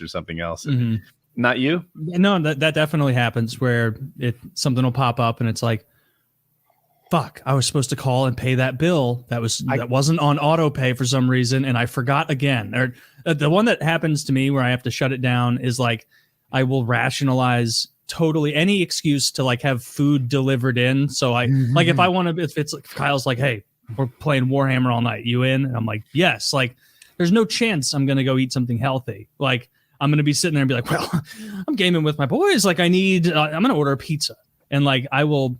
When I get really into something, my food ordering increases. Where I because you don't have time I don't want to make the use that time selfish or stupidly. Yeah. That too. The healthy thing to order is hibachi, and not So to eat the pricey. yum yum sauce. It's like $12 to $15. Oh, You gotta hit yours that is 12 way cheaper minimum than so mine. they'll deliver it for free. Isn't the point of hibachi that like certainly evil yellow white sauce? You got that, so you can't have that. You cannot have the yum. That's it's the called worst yum sauce yum in the sauce. world for you. It is. I looked it up because I was curious, and I was ordering so much hibachi. How much is in this yum yum sauce? Each tablespoon, I think, was 150 or 200 calories. It's like the same as butter. It's like you might as well pour liquid melted butter on your rice and meat. And so I cut that out. And now all of a sudden you have white rice, because I just get steamed rice, not the fried rice. And you've got grilled chicken or grilled sirloin or filet mignon and veggies. And there's some oils that shouldn't be in there, but fuck it. We can deal with that. And I'll just put sriracha on there. And that's about as healthy as you can And they get give you ordering that food. good soup. I throw all that shit. I literally throw that straight into the trash. You don't drink this or eat the soup, drink the that soup? stupid fucking salad, all that straight in the trash, and I hope a kid goes hungry. Well, the salad I don't eat because I used to get those at like hibachi places when I'd go, and I'd be like, "This salad's great," and then you're like, "Oh, it's because it's like iceberg and like a shit ton of Thousand Island." Like I'm healthier avoiding this salad, but the soup. yeah, The soup is great. It's just salty as wouldn't shit. know. Throw it straight in the trash. Yeah, Kyle, your hibachi without the yum yum sauce is just healthy eating. It's a quick way to get tasty rice, veggies, and rice delivered, which is why you should be delivering to begin with. It's like, man, I don't have time. I'm going to pay a premium for my food so that I can have my time to play this video game. Although, if you unless you're buying in bulk, then making your own hibachi was going to cost you $20 anyway. By the time you bought a package of chicken and everything else that goes into it. But it's not hibachi anymore. It's not hibachi. If I told you I had a hack to make French fries healthier, just don't do or oil. Oh no! Just have a dry potato. You've got baked just potato just biscuits. potatoes. Yeah, you'd be like, all right, Woody, that is healthier, but it sucks now. Yeah, I mean, it still tastes like hibachi to me. I just forego the yum yum sauce and use sriracha instead. And I like sriracha a lot. I think it's got a lot of flavor, and I like hot sauce on everything. This ties into one of my general diet tips, which is like eat healthy for a while, and your standards will lower. Oh, big time. I used to think vegetables tasted good because tasted good because there was a ton of butter on them. Butter and salt on your vegetables that makes them delicious. Still works. It's true. But if you take off the butter and salt, it only sucks for a couple of weeks. And then you're like, you know what? I taste the carrots and the green beans individually. There's a cornucopia of flavors bursting in my mouth. Both peas and green beans. The biggest one is when you haven't had anything sweeter than orange juice or probably anything sweeter than juice in months and months. And you have real sugar again. It's like, this is too much. This is too sweet. This is gross. It's like eating pure frosting. Mm-hmm. You know, it's. You're describing a phenomenon I am not familiar with. Really? I am like an alcoholic with sugar. There was an alcoholic came to my high school, and he explained what it's like. He's, you haven't had alcohol for a long time, and then, but it's your thing. It was your life. It was everything. It was where your happiness came from, and it's been 18 months, and you say to yourself, just one. I'll just have one just to see what's up.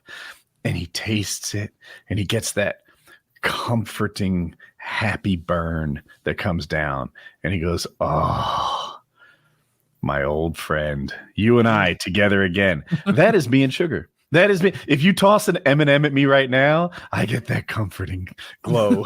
Well, then settles you down like a Twix. Just one Oreo sitting there, just looking. Or one Oreo is just a promise of more to come. I'd rather have no Oreos. Have you seen Giannis, the Greek freak? He's an NBA player. You might not know him, but I think he's actually Greek. Anyway, he comes to America. And as a child, he could never afford, he grew up in a really poor place, Oreos. And he tries Oreos and he's like, whoa, this is it. This is my new diet. I'm eating an Oreo-based diet. And then a month in, he's like, all right, I've had enough Oreos. They're kind of dry. Oreos for breakfast, lunch, and dinner is too much. And he has a teammate be like, "Have you ever dipped them in milk?" Oh, And he's like, you put them in the milk?" And he's like, "Yeah, you dip them in milk. Oreos are amazing." And he's like, "All right, I'll try it." So he takes his Oreo and he drops it to the bottom of the glass. And they're like, "No, you can't do that. You're doing it wrong." So he fishes it out and he tries it. And you have to see this guy. He's really emotive in his face. He's like, "Oreos and milk are amazing." Yeah, I've never stopped. I'm an Oreo and milk meanwhile, guy. this is a guy who's unaware that America has turned the Oreo into 50 other products now. Yeah. There are cereals. There are like spreads. You can take an Oreo frosting that will go right on your toast and eat it for breakfast if you want. There's Can Oreo. you? There's Oreo everything now, Taylor. Yeah. There's Oreo everything. You need to walk down that aisle more. Oreo Greek Freak tampons. is super cool. What? Yeah. Sounds Yes. sweet. Oh, and you could dip them in your tea. This Oreos. an I'll Oreo dip them in tea? anything. Yeah. No, I Oreos love an are Oreo. Oreos are. You know what I high don't quality like cooking. I though? enjoy them. The mega stuff Oreo is just too much. That's where Just you're too much so. cream. Wait. How much more is mega stuff than double stuff? It's like quadruple stuff, I think. It's way too much. Oh. You know, a younger me would have said you're so wrong, but the maturity as I age has shown me that those dry chocolate bits that suck independently, they carry a good bit of that total flavor. And it, adulthood is when you realize the chocolate parts of the Oreo have a function too. Childhood Yeah. is all cream. It's all Yeah. the sugar. Yeah, look at this. Whoever Oh, made wow. thin should be put in prison. But wait, if the chocolate part's thin too, then they're so bad? Actually, mega stuff that doesn't look bad because the chocolate part is wider too. Why do A they little have something bit. called most stuff that's above mega stuff? It's like the Because Power diabetes Rangers is now. an epidemic. Kyle. It should be giga stuff or penta stuff. Like what's bigger Am I than the only? mega I stuff? would like more cookie and then. Come on. It goes from megabyte to gigabyte. Just make it giga stuff. Yeah, giga stuff. I The hate ultra cream pie. Zach nailed it. That's what it should be ultra called. cream The They ultra probably they'll probably sell you a fucking like a peanut butter jar of that stuff. like, the at store. fluff. The fluff, yeah. Because it's really stuff I can't has remember one how F. great it is. No, Theirs their does. stuff. That's does. trademarked stuff. You can't get that anywhere else. I They- get I it, was yeah. aware Sure. that most stuff has two F's. I'm only Yeah. my IQ's Partially- well over 70. there's probably a little asterisk like that looks like an exclamation point at the end of it that like ties to a claim on the back that's like Yep. most stuff is a claim made by the Pepsi Yeah. Corporation and the subsidiary, Does whoever Pepsi fucking own owns. Oreo? I don't know. Pepsi owns so many snack. I know Pepsi owns Frito-Lay, right? And I think Frito-Lay they're all- owns a ton of different stuff. I'm gonna look it up. I'm curious. Yeah, Pepsi and What's your Coke. favorite? own so What's your much favorite Little Debbie? Because nobody likes the raisin cream pies, but they're my favorite. stuff. Whatever That's- that is looks ugh. retarded. That is absurd. It is the most Oreo cookies and cream. It's already cookies and cream. Yeah, I don't like that. That's just It's taking. literally cookies and cream. You're right. This is spitting in God's face. It's like making a ham sandwich that's filled with a ground up ham sandwich. You were Yeah. already there. That's how they make Twixes. Dude, the What do you Oreo mean answer that's was how they- interesting. Yeah, did you And- know that the inside of a Twix is made from crushed up irregular Twix? What? Nah. Yeah, the inside of a Twix is made of Twix. It's all caramel and No, the cookie crushed up part. really? Yeah, like all the ones that aren't right. Because I watched some video where some guy was like, "Did you know that Twix are made of Twix?" I'm like, now I gotta fucking watch this shit. And so then I did, and Dude, that's I a really trusted him. complicated manufacturing software problem. So hear me out. I used to work in this business. If you were to make like a ballpoint pen, right? Imagine an exploded diagram of a ballpoint pen. You're like, all right, for every pen we sell, we need one spring, one Mhm. tube of ink, one little clicker thing, and a clip thing, and a big tube, and whatever. All right, cool. If I told you that for every pen, there's like a recursive, like pen inside the pen, you're like, Mhm. shit. The ingredients for a pen are infinity. Like there's no end to how many things I need to make pens. How do I solve this? I was on a tech support call and one of the ingredients in beer somehow was beer.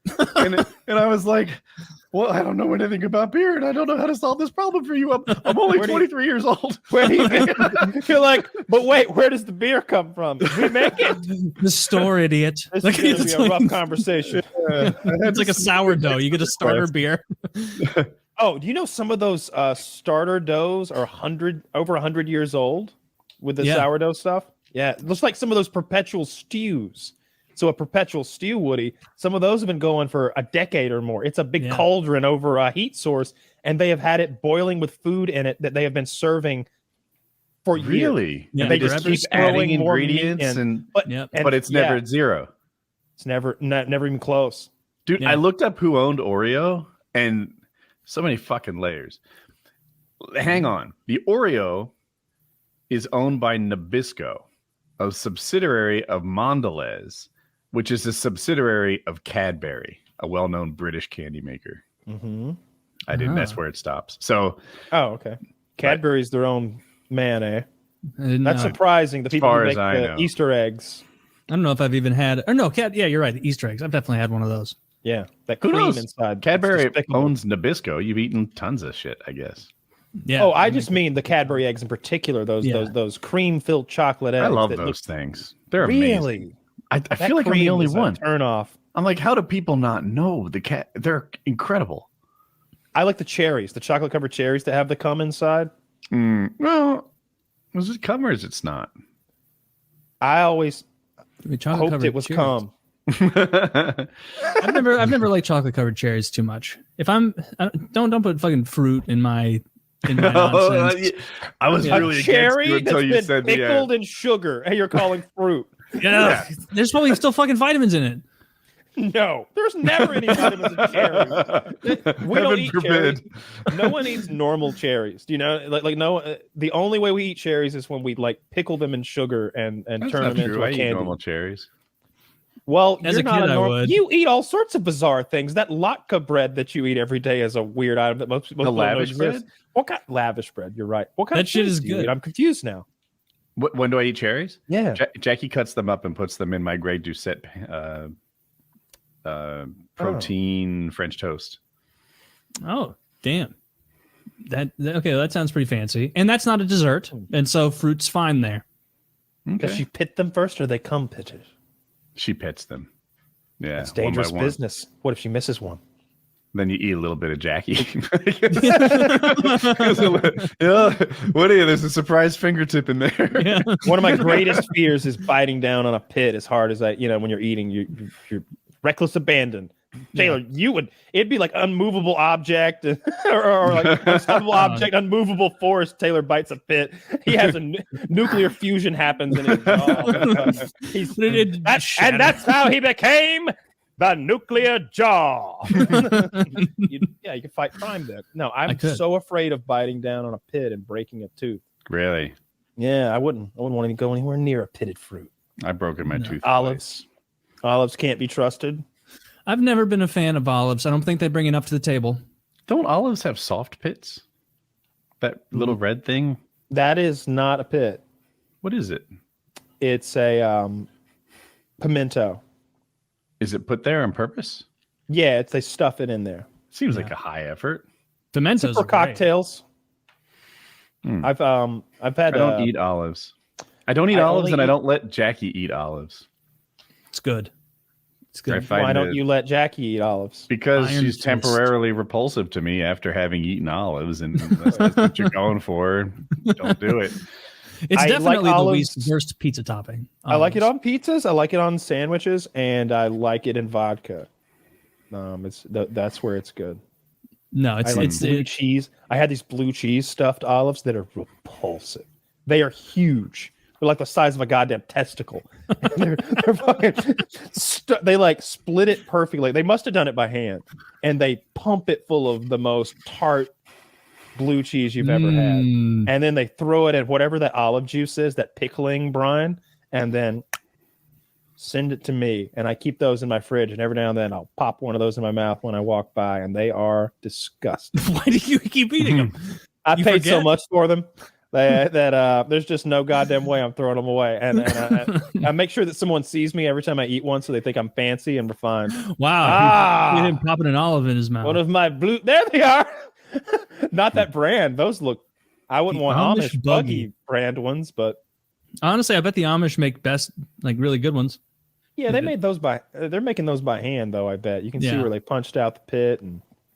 I'm surprised that you dislike olives so much, and they don't bring anything to pizza. They don't bring enough flavor. I recognize the flavor, and olive paste is really good on sandwiches too. I like. You know olive. what? I think pineapple and chicken gets too much hate as a pizza topping. No chicken, Really? but I'm Chicken's so I insane. I can't control the quality and the texture of the chicken meat. True. It's never good. That's the problem there. That's why I'm against it. If it were good, like white meat shredded chicken with buffalo sauce, that sounds amazing. But it never really is. So, but pineapple on the other hand, that comes out of a can. It's always good. So I like pineapple and jalapeno and pepperoni on my pizza. That's how I order pizza. Really? Yeah. A little pineapple adds some zest. It adds some sweet. It adds a little tang. It's a good addition. I like pineapple. I've never been more sure that I'm in the majority opinion of you got the pineapple spicy, the sweet, the salty. It's good. Pineapple is vocal wonderful. minority. Pineapple is delicious on its own, but it doesn't belong on pizza. The temperature of a wet, moist piece of pineapple does not return to room temperature at the same rate of every other bit of the pizza. So you have colder than the rest of the pizza pineapple wet. Oh no, it's slices hot. It's hot when I bite like the pineapple. Like I can tell that when the pineapple juice instantly you hits eat my it. mouth, Yeah. it's hot. What's it like 4 minutes later as it cools faster than the pepperoni, then the Are you sausage? sure it cools the faster? bag. I think it I'm has hot more pizza. thermo capacity. I think it cools slower. That you can eat a cold pizza and the pineapple still is like a boiling inside. Yeah. I Yeah. don't If anything, think it's so. too hot. You know, I think think it's you too lack the pineapple experience. Fuck you. Usually I've got to cool that pineapple off when it gets to me. Like, whoa, honey, don't bite it. There's pineapple on there. You know how hot that stays. You know what does Hours that at for a real? time. It's like a thermos. Jackie makes meals for me, and they I have think it's creating heat. cherry tomatoes. You cook a cherry tomato, that thing is burning hot when the rest of the meal has cooled off. It's just a time bomb waiting for you to bite and explode its roof of your mouth burning juices. I love eating cherry tomatoes. It reminds me of that scene in Return of the King when Denethor is eating little tomatoes on his pewter plate, as obviously Faramir is riding back towards Osgiliath, trying to seize it from Gothmog, the lieutenant of I don't know any of this Harry Potter shit. Sauron's armies. Yeah, Sauron's armies. At the behest of the Witch King. He's At sort the behest of the general Witch on King, Witch King, oh, just Jedi's, arrived Jedi's. from his keep at Minas Morgul. Of course, concurrently, we obviously know that Sam and Frodo were making their way up to Shelob Lair. Mhm. But anyway, let's just talk about Lord of the Rings for a while, Winding man. Just talking about Lord of the Rings. I want to rewatch.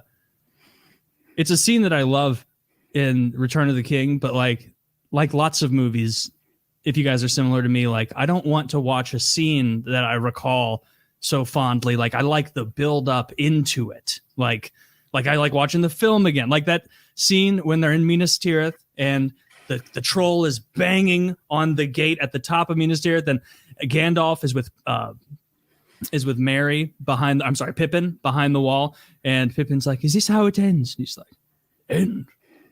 No, This is the end. doesn't end here." And then like he does that whole thing, and like it's such a fucking excellent scene. And every time I get to that in the movie, I'm like, "Damn, I'm glad I watched the whole movie to like get to this one again." Yeah, I like that scene a lot. Love that scene. I get shivers. And in the background, you can see the whole battlefield in the distance, Mount Doom and everything. And then you see Which movie is this? it's, Return of the it's King. Second, yeah, The it's the third third one? one. Yeah. And then all of a sudden, at like Minas Morgul, that green fucking spire of energy shoots into the sky, and they see, and Frodo and Sam see it because they're right there. And Gandalf and Mary or whoever looks up and they see it too, and it gives you that cool perspective because it's rare in the movie that you're like, I wonder where Gandalf is right now in perspective to Frodo. But in that moment, you're like, oh yeah, Gandalf's basically looking at Frodo in that moment. That's cool. Yeah. It's a great Well, they're scene. about to they're going to remake that thing and they're going to fix it this time. It's going to be so much better. Not only that, Warner Brothers is going to fix Harry Potter for us. I heard that too. No, I don't care about that. Yeah, that's not your. Who should Actually, they you know get? what? In Who should be Harry solidarity, Potter? I care about that. Who should they cast as Harry Potter? Tom Holland. The person who's going to be Harry Potter, we don't know. It's going to be a 10-year-old child. It's probably a famous 10-year-old kid out You're there. right. Yeah, it's going to be. It'll be You're all right. 10-year-old kids because they want to do a year of the show for every year of the book. 7 years, 7 seasons, starting with 10-year-old. Oh, it's TV. Yeah, on HBO, Ah. So then they HBO, probably so they might fuck. owned by Warner Brothers. So they're gonna pick some. They usually, when they do this shit, like pick an unknown actor, right? Like especially for a It kid. will be a 10-year-old. So again, how many 10-year-old actors do we know? Yeah, I follow him when. Well, there's don't little Jimmy. Little Cut Jimmy. his notebook. Great. Stevie, best actors. I guess that's not true because Frodo did a bunch of stuff, and I don't know if Daniel Radcliffe was an actor before Harry Potter, if they just threw him in Those- that. They were little children who we'd never seen before. All of them were. I think that it was like a big casting call. They did a really good job of the casting. Like, all jokes aside, in Harry Potter, those stars turned out to be good through young adulthood. As actors, you mean? As actors, yeah. And a lot of them sort of grew up kind of attractive, like Hollywood attractive. I don't think any of them were ugly. Yeah. I guess I was thinking of Weasley, but whatever. He's not ugly. It's easy to get that wrong. You know, how many kids like get super fucking awkward and weird looking, or they're good at acting at 8 and they're terrible at 14. They get all self-conscious, and you can see them thinking about what people think about them while they're acting. What makes a child actor interesting looking can often mean that they'll be a bizarre looking adult as well. Sometimes, like, you see them grow, it's like, oh man, you're the cutest kid ever. Yeah. And they mature into a weirdly aged, cute man, but cute because he has childlike features. Some like Macaulay Culkin has a bit of an odd look to him, especially a few years ago when he was dating Mila Kunis, or maybe 8 years ago. He looked real. Zach, Yeah. can you find 2 pictures for me? I want to looks see better now, Bran right? Stark. he Bran does look Stark from Game of Thrones in season 1 and season 8. Bran That kid Stark got in lanky. season 1, like, I did not see him growing into like an ugly young adult. And Zach will find season 1 in a second. I don't remember him being ugly. I remember him like being way too fucking big for his wheelchair with his like gangly like 16-year-old boy legs. But I'm trying to picture his face. Maybe I remember him being super ugly. We'll see if you agree. So there he is in season 1, especially on the left, right? That's a cute yeah, kid. it's a normal looking kid. Yeah. And then find a season 8 for me. Try to make my point. Find them all. Trying to make my point. Okay. You don't see him there, though. Like, I like that it's juxtaposed and you can see how attractive he is on the left. On the right, like, you have to get a better picture in season 8. He doesn't look good. Maybe I'm misremembering. Honestly, every time Bran was on screen, I don't fucking care. Like, I just every time he'd come on there, it'd be like, enough. Every time season 8 was on your TV, Yeah, he didn't care. But oh shit, we've been having so much fun. We're at 2:20, and I haven't let everyone know who the show's brought to them by. This episode of PKA is brought to you by RealDBG.com. Hold on to your dicks, folks. We're going to need some parental advisory warnings for this one. RealDBG.com has got the goods, and I'm not talking about candy. We're talking about 100 milligrams of Delta 8 infused gummies, 50 milligrams of HHC infused gummies, 1 gram HHC and Delta 8 cartridges, and a 650 milligram bottle of Delta 9 syrup that will knock your socks off. And forget about spring has finally come. RealDBG.com has all seasons covered, from the dead of winter to the heat of late August and everything in between. These gummies will have you melting like the polar ice caps. The cartridges are like a supercar the way they outclass the competition. And the syrup is going to, and be fucking careful with the syrup. The shit's strong. So come on down to RealDBG.com. That's RealDBG.com, and get as stoned as the statue in your local park. Just remember to start slow, and before you'll know it, you'll be soaring higher than Woody and his paramotor. The euphoria will have you feeling like you've conquered the skies. Get ready to have a night you won't forget, or maybe you will, depending on how hard you hit the syrup. Use code PKA23 for 23% off your whole order. That's 23% off your whole order. That's a big discount, folks. That's right, people. 23% off your whole order. You can indulge in our premium THC products without burning a hole in your pocket. Just remember, always consume responsibly. So yeah, RealDBG.com, code PKA23. That's almost 25% off, and that's a quarter off. My God, that's a huge amount. Right. So this is the syrup. Check that out if you like. Not enough people use prime numbers in their percentage off. I don't think so. Then check out the carts as well if you're interested in those. Those are probably the most gentle way to get into it, since it's not as intense as an edible. And of course, you can check out the Delta 8 100 milligram and the HHC 50 milligram. Again, those are very strong. Use those cautiously. and have a fun time. Don't, Is the start slow. HHC 50 milligram? Yes. Like, how would you compare that to the 100 of the About- other stuff? I would say they're about the same strength, but it felt different. It felt like a different high. And at the time, it felt like the high was coming on more quickly, but that's probably just anecdotally me. Yeah. But every time I take those, I feel like I'm starting to get high in 20 minutes or something. Yeah. And the Like it's syrup almost is even drinking faster. alcohol kind of feeling. Like Yeah. as soon as you drink, you're like, oh, okay, it's already in my bloodstream. I definitely think the 100 milligrams are still stronger. Like if you're looking to get housed, like fucked up, like 100 milligram one, I think that's still the strongest thing they've got. But don't take that to mean these 50 milligram HHC are not real deal. They will fuck you up. So It's my preference. I like the high better. It feels slightly different, more like silly giggly. I'm out of the ones I normally take, which are wacky weeds. Is that right? yeah, wonky weeds. Yep. Wonky weeds. Thank you. So I've been taking half of the 50, and I wasn't sure. Like, am I like half a cool kid now? Yeah. Nope, not quite. I'm about a third of a cool kid. Well, you should be getting more very soon. I'll double check with him after this. Make sure he sends out your supplies for fun evenings. Thanks. This episode also brought to you by Lock and Load, the premium ejaculation increasing supplement that's going to help you out, spewing huge loads. You're going to impress your friends, your family, your girlfriend, your boyfriend, whoever you want to impress, who's you're a partner with in your sex life. If that's how you roll, strangers whatever. on the same roller coaster. Yeah, if you're doing that with your fucking dad, I want you doing it right. So if you're having sex with your dad, don't come like a chump. Don't come like a chump. That's my boy. Father. That's what he'll say. That's my boy. Don't disappoint your father with a weak fucking load. Yeah. Take the lock and load. That's my son. As he's wiping his forehead of and don't let your fucking ejaculate slip down back into normal, less than super physiological levels. Absolutely not. Once you've experienced the way you can bust, you won't want to go back. More sensation, more enjoyment. That's what I think. That's what we all think here. So check it out. Coupon code. Excellent code PKA or code Jizz. Get anything there at Derek's site that you want. And I just got a shipment today from him.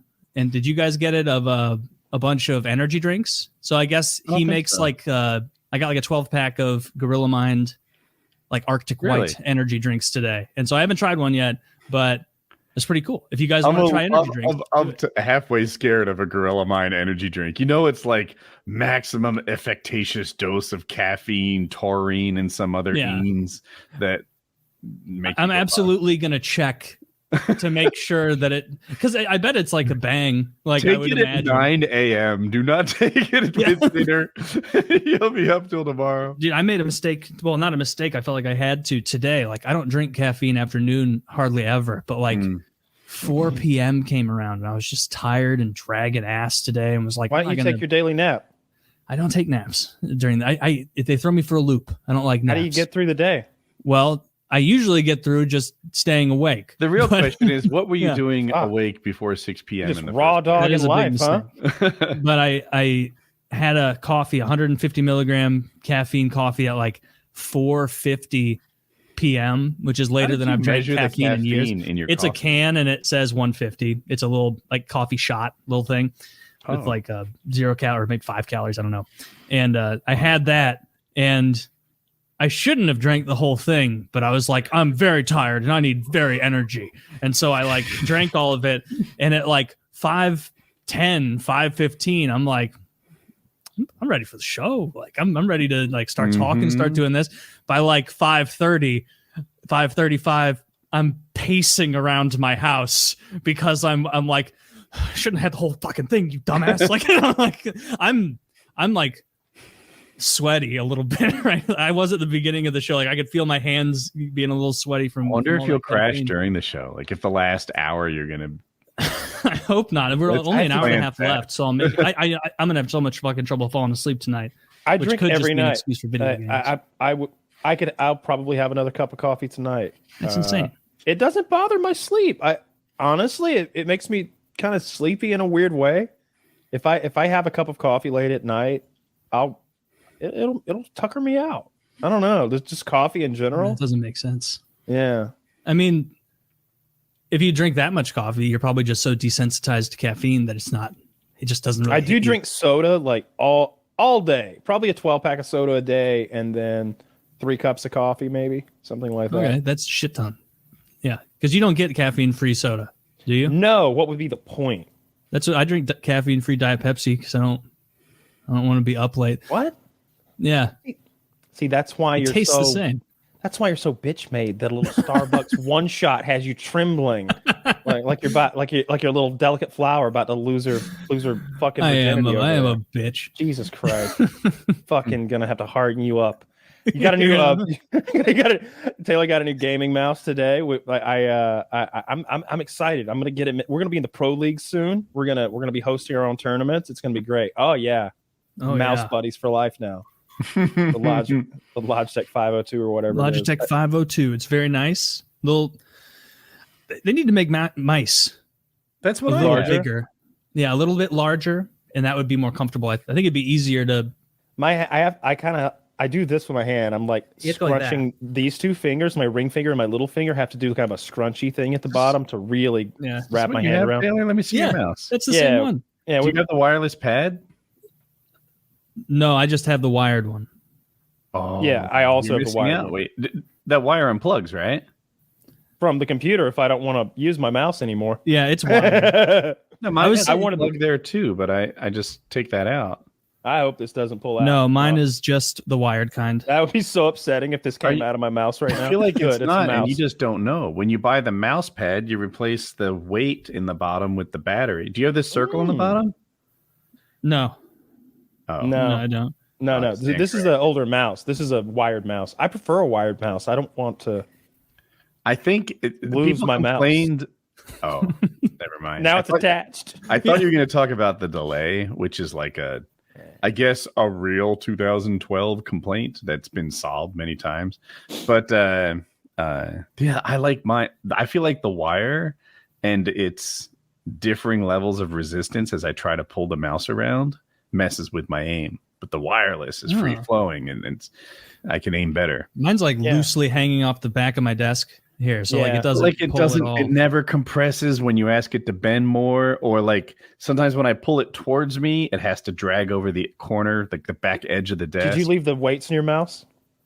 It's been replaced with a rechargeable battery. It's probably pretty heavy too. I only ask because my mouse is very heavy, so I enjoy I wouldn't want it like having to like jerk it to like get some slack or anything, but I don't notice any resistance really, and I don't either. I'm so bad at keeping things charged. It would be frustrating if I ever wanted to. I guess you just plug the charging cable in and that works. Yeah, so that's how it works. Yeah, or in my case, so I know you like a gigantic mouse pad that is basically your whole desk. It literally is. Yeah, but I have a oversized mouse pad that is the recharging wireless recharger. So I haven't thought about mouse charging in like 4 years. It just lives on the mouse pad and charges it. You got this gaming mouse and you just don't game anymore, like really at all. Well, now you're just saying hurtful things. I don't think, that's okay, Woody. You've just moved on to a different period in your life where train conductory, motorcycling, being the dark wing of the night, fish and the fish, and being a reef keeper. He doesn't have time to learn. Jackie and I rode the motorcycle to a fish store today and bought snails, and then rode home. They had quite an experience riding home. Yeah, they did. Never been. They sat in the top case on the gold. I just imagine them with little helmets on, sitting on the seat behind. like it. She's riding bitch, and then the slugs are riding bitch behind her, like hanging on to her a little bit too. Like we're jiggling around. I'm picking you guys. I had. Do we have the same keyboard, right? Corsair something or other. I've got a Logitech Huntsman. It's just a cheap ass. Like I just really don't care when it comes to that stuff. If it feels good, I'm okay. But I know that I could break this keyboard over my knee right now, and I wouldn't break a sweat. Have you had it for a long time? A year and a half, 2 years, something like. When I bought the last PC, the big red over here, that's 2080 Ti or whatever it is. What do you use that for now? It takes up a bunch of space on my desk here, and I also. Sometimes I use it to charge my phone. So you have a full desktop to charge your phone. This is plugged into a $3,000 computer that I use to charge my phone and vape cartridges.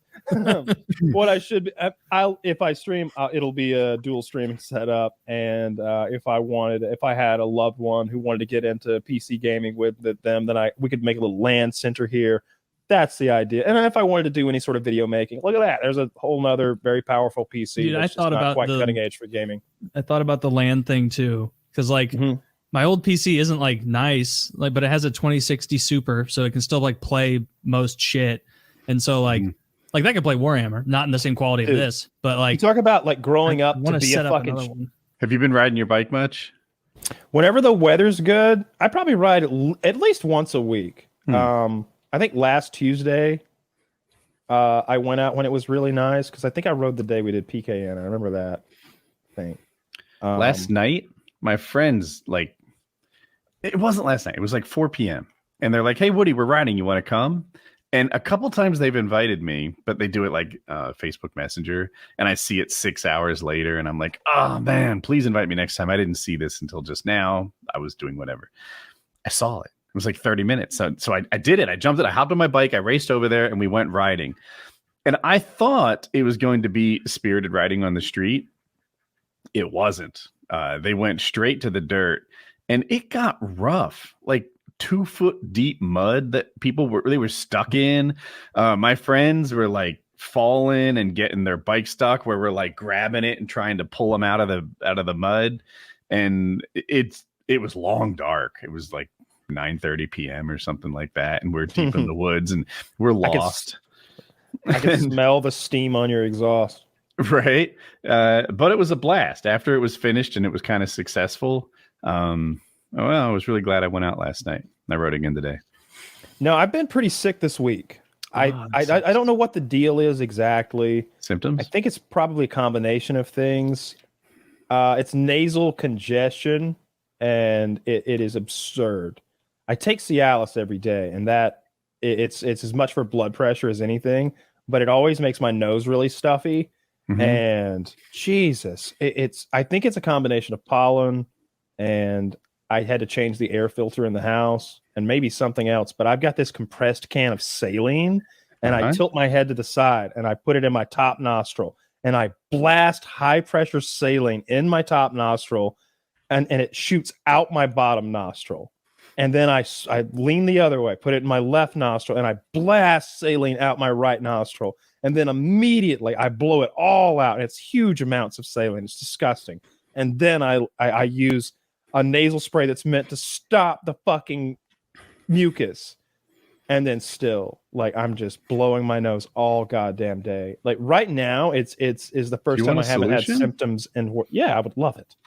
This is what I do. So I have allergies. And you live in Georgia, and I bet that's what this sounds like. And this is the new cool kid anti-allergy med. The FDA just made it over the counter like in the last couple of years. And compared to the other over the counter anti-allergy things, it makes you a little less exhausted. Oh, okay. I usually take Claritin. Okay. Well, if that works for you, cool. But this is like, okay, well, maybe you could try this. Well, it's not helping this anyway. I don't know that this is necessarily allergies because I haven't had allergies in the past. I'm a little worried that it was that air filter because that thing was filthy. I fixed that. But man, it's been hard to sleep. It's hard to get both of my nostrils to work well enough that I'm not just panting through my mouth most of the day. Literally tonight is the first time in a week that it hasn't been bothering me. The BPAP is amazing for that. I'll have like a stuffy nose all day, right? And I'm like, how am I going to even sleep tonight? Because I need to breathe through my nose with this BPAP thing. You know when you do the pressurized nose thing, and then for a moment your nose works? Sure. That's all night on a BPAP machine. It's just like open up and then you can breathe. Can you sleep on your stomach? No. Definitely not my stomach. On my side, a little. Other people have different, like, if you have the MIG fighter thing that covers your nose and mouth, or just nose, then you can sleep on your side well. Mine has a strap that goes here. So if you sleep on your side, you close half your airway, and it's not as good. You asked about sleeping on your stomach. Do you ever sleep on your stomach, Taylor? No, I sleep on my side. Yeah, that's a real bitch move. I was thinking about sleeping on, like, if you my said back. You slept on your stomach, you're off the show. I'm off the show. I mean, I would just leave. I don't care what. No, I Do whatever you sleep want with your on life. my I gotta side go. with my ass out. You're back on. And winking. No, since I got the BPAP, I literally sleep like a vampire. Like not at first. Like at first, I'm usually cuddling Jackie in some way, and then this, and I sleep like this You sleep on like my back, Nosferatu. like not. ankles together, just like a vampire. See you that? serious? I could Is it to not protect sleep yourself from the dog straight attacking you, or you always slept like a corpse? No, can't- he it can't sleep started on with his the CPAP thing. And Oh, I guess I could sleep tubes like here. a soldier. I guess my chair stops my arms, but I tend to just do this, or maybe I grab a wrist. No sleep. part of you wants to like, or I guess are the kind that you need. They don't even have a side sleeping option. They have a side sleeping option. I view them as less attractive, and I'm trying to look good for my wife while asleep in the dark. turn that light out, yeah. Dude, it took me honey. years There's so to many even lights let on her that see me wear fucking it. pressure mask you're wearing. You got art.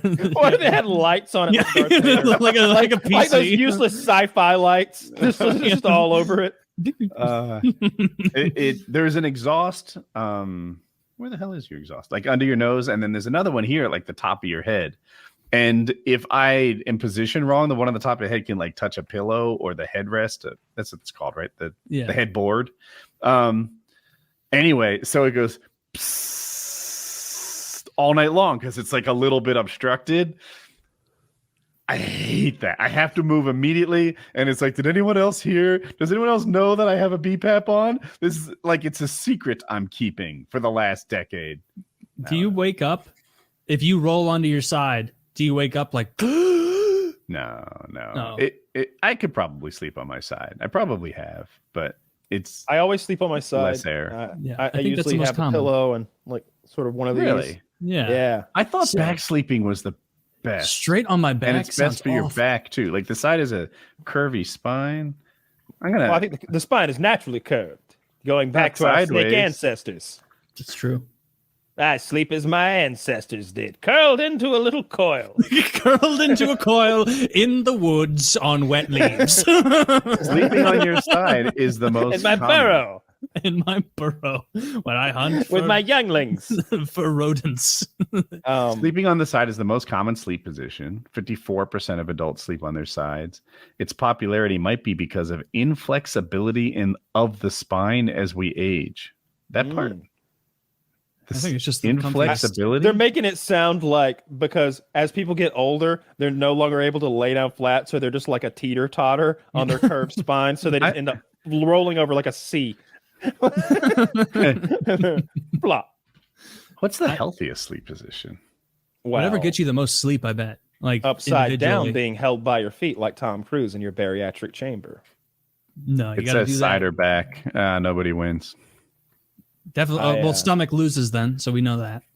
Yeah, I definitely like to curl up into a little protective ball in case I'm attacked in my sleep. My dogs will absolutely attack me while I'm asleep. They'll jump and like pounce with their feet on my chest, my balls, my stomach, my face. Like they'll just jump on me out of nowhere. So I'm sort of protectively curled up and protecting myself most of the time. So they don't Enderman surprise you. sleeps between Jackie and I and puts his head on my chest. It is very clear I'm his favorite.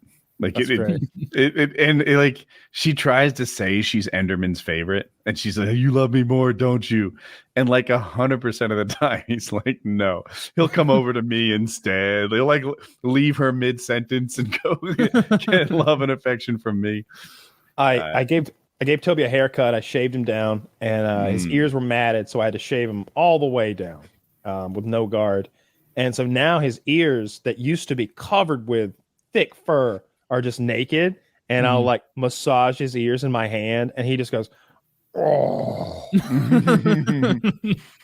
that's the good stuff." He's been wanting It's those like you neck can calls. tell every time you do it, or if you use your nails to like scritch his ears, he's just like, "Oh yeah, wow." It's his favorite thing. He loves it so much. You said- Enderman loves it when you scratch behind his ear, but it's a problem. It's like, first of all, he's tall, but he leans over and puts his head just a little too low for it to be a comfortable ear scratching, and it's heavy, and he's leaning into it. So it's like having a 45 or something doing bicep curls, just like scratching his ear as this dog pushes down against your arm. And after a few seconds of it, it's like, boy, like if you'd cooperate a little more, I'd do this longer. But as it is, we're done. He doesn't That's know. such an enormous fucking dog you have. Yeah. He's pony sized. This guy that I've got, after I got him shaved down, he's much lankier than I thought, but he's very tall and just a goofball. Yeah. I love that dog. I think this might be my favorite dog I've had. He's great. Oh, that's sweet. He's got a really good personality and he's just really loving. Don't let Rocky hear that, though. Well, Rocky's great too. Rocky's got a lot of personality, but he's also like pretty old, so he likes to lay there a lot and do a lot of sleeping, which I can get down with. I'm a big fan of those things myself. He naps with you. Everybody naps with me. I took my sectional couch the other day and made it into a mega couch where I just, instead of an L, I turned it in on itself and just put them together. Oh, we used to do that. And then I just threw blankets and pillows and everything all over it. And then the dogs and I get onto mega couch, all five of us, and they're just all over me. And then the mailman, son of a bitch, he'll show up outside, and then everybody just jumps up, like scratching you on the way out, like tearing me apart to get to a mailman who's on the other side of a wall.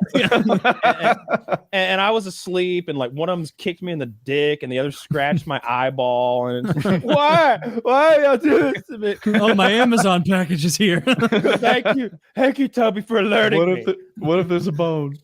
And just fucking awful. And then here's last night, dead asleep. I'm asleep downstairs on the couch, passed out, watching Turin play fucking video games. And at about 4 a.m., I hear, oh no! And this dog is just vomiting on the hardwood right next to where I'm sleeping, and I can hear it hit the floor. There is so much vomit. and I it's pretty dark, so I take my phone. I'm just like, oh, on the carpet. You just need to glance at the vomit to see how much it is. She has thrown up her entire like dinner. It's like, how did you even eat that much? So got that all cleaned up, and it's hard to get back to sleep. So watch like 10 more minutes of YouTube, fall back to sleep. 5 a.m. Oh, the other one vomits. The other one. Maybe the food's off. Yeah, we're gonna go to some new food now because the kind I have isn't expensive enough. No. I'm just gonna start cooking them people food. It'd be cheaper than some of the dog food I end up with. You should, if you just threw like chicken and just made them like ground beef or some cheap I don't think shit. they can just eat that though. They need like grains and veggies. They're omnivores, I think. So they're supposed to get. They definitely can't be on a carnivore diet like wolves can. Wolves. That's the thing about having a wolf dog. I believe they're on a 100% raw meat diet. A raw pain in the diet. ass that would be. Yeah, How it's expensive. a real luxury. It's a real luxury pet. Yeah, I mean, I don't think people impulse buy wolves unless they're the kind of person who like is so wealthy that like they impulse buy all sorts of things. They don't just impulse buy wolves. They impulse buy boats and cars and shit. Yeah. People like Mike Tyson, he bought tigers. Was exactly what I was thinking of with the tigers, which is a cool thing to own. It is cool to own a tiger. It's pretty. Where did he keep it? In his house, like there on the grounds. He was talking about the difference between lions and tigers. It's fascinating. It's one of the. These days, he's often a little druggy, so it's kind of hard to get interesting things out of him. You get funny things, but I like retrospective Mike Tyson, who's got all of his wits about him. And he said, lions, they live in a pack. So they join your pack. And as long as you're the boss and they know you're the boss, they'll stay in line and they'll look after the other members of the pack. Tiger, they have one-on-one relationships. Me and him are good. Y'all don't want to fuck with him, though. Stay away from him. Don't look at him. Don't look at my tiger. Don't look at him. Did Tyson think that he had like a defense against the tiger? I mean, he's the toughest guy in the world, maybe.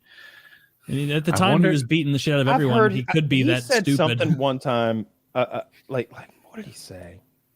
I can't remember. he may have thought he could beat up his tiger. He might have thought that, but of course he can't because he it's a tiger. Or he was just talking big for promotion stuff. You'd have to be a real dummy. I never to think saw you could Mike beat a lie tiger. too much. He didn't have to. You know, he's already such a big, scary. Like his resume was there. He didn't need to make up some shit for you to be afraid of Mike Tyson. Like his appearance and demeanor and background and just what he did in the ring were all terrifying. You know that what? gap in his teeth was so scary to me. Like everything about him was scary. The towel's scary to me. Everyone else is coming out in these extravagant outfits, right? These like silk robes and silk shorts, and like they're, I don't know, they wear crowns. Nowadays, when you watch a heavyweight fight like Tyson Fury and the other guy, they're wearing 10-foot tall cosplay costumes with stilts that weigh 30 pounds. Or one guy's on a throne, like a big velvet throne, getting carried by people. Tyson would like cut a hole in a towel, throw it over his shoulders, and walk out there. And it was just like minimalist in a scary way. Like, I'm about I ain't gonna be here long to look at. he was like, you know, the Stallone that trained in the woods or something. Like I don't need a fucking crown or a silk robe to be a badass. You think he raped that woman? I don't think he did. I don't know. So I used to think he did. Now I'm like, oh, this is a guy who could get sex without that. Like, and so a lot of times people who rape either can't get laid or they hate women. And I don't think either of those describes Tyson. I don't either. I don't think he's or it's often, you know, someone who wants to do that violence to a woman, who wants to control a woman or hurt her in some way. And I don't think that of him either, even that version of him. And I've heard him speak on that and like talk about what a despicable thing they call him and how that'll be on my name forever. That'll be on my name forever for that despicable thing that treacherous whore said about me, like, or whatever he said. He's a little. He can become rather verbose at times. It's fun listening. His one-man show. Taylor, tell me you've seen Mike Tyson's one-man show. I didn't know he had a one-man show. Okay, so that's how he rebuilt his career. No, it was the first step to becoming modern Mike because this. All right, so there was Hangover Mike, there was Tattooed Mike, and there was Mike the Loser. That's who he was in the early 2000s. He had lost every time he tried. He was on drugs. We didn't even know he was ruined. We thought financially, physically, emotionally, all that stuff. And he comes out with this one-man show that's on HBO, I think. It was after the Hangover stuff, but he is in a suit and he is telling his life story in one of those. He's got like the mic on a headset kind of thing, and he's doing it's a performance, and he's good. It's so good.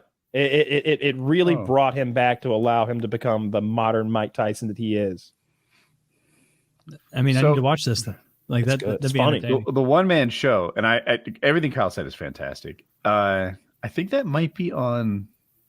Is it Undisputed Truth? Is that what it's called, or is that something different? No, that's what it is. That exists. Truth.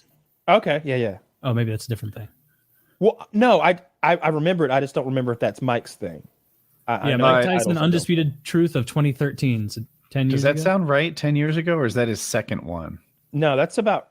Well, I don't know if he did a second one, but that suit looks familiar. I remember like a light lavender or white suit that he was wearing, and I remember him being very sweaty and often like toweling the sweat off his face as he delivered this really funny, self-deprecating life history story that hit all the high points and told great. It's very funny and very emotional. It's great. Okay, I think Undisputed Truth is a one-man show, but the title of the show is Undisputed Truth, and it's on HBO. And I agree with Kyle. It is fantastic. I didn't know Tyson had storytelling like that in him. You can tell he had some like production help, and maybe some expert storytellers coached him up, and then he does it all by himself on a stage, just killing it. And it's not like it's funny, but it's not like he's trying to be a comedian. He's just lived a fantastically interesting life, and he lays it out there. And Undisputed Truth is fantastic. Yeah, he's one of those guys who can be funny without trying to be funny, and at times that can often be scary. I've seen one of his older Joe Rogan interviews where Mike says something. I don't remember the exact situation, but he says something, and Roe was like, "Oh, that's pretty good stuff."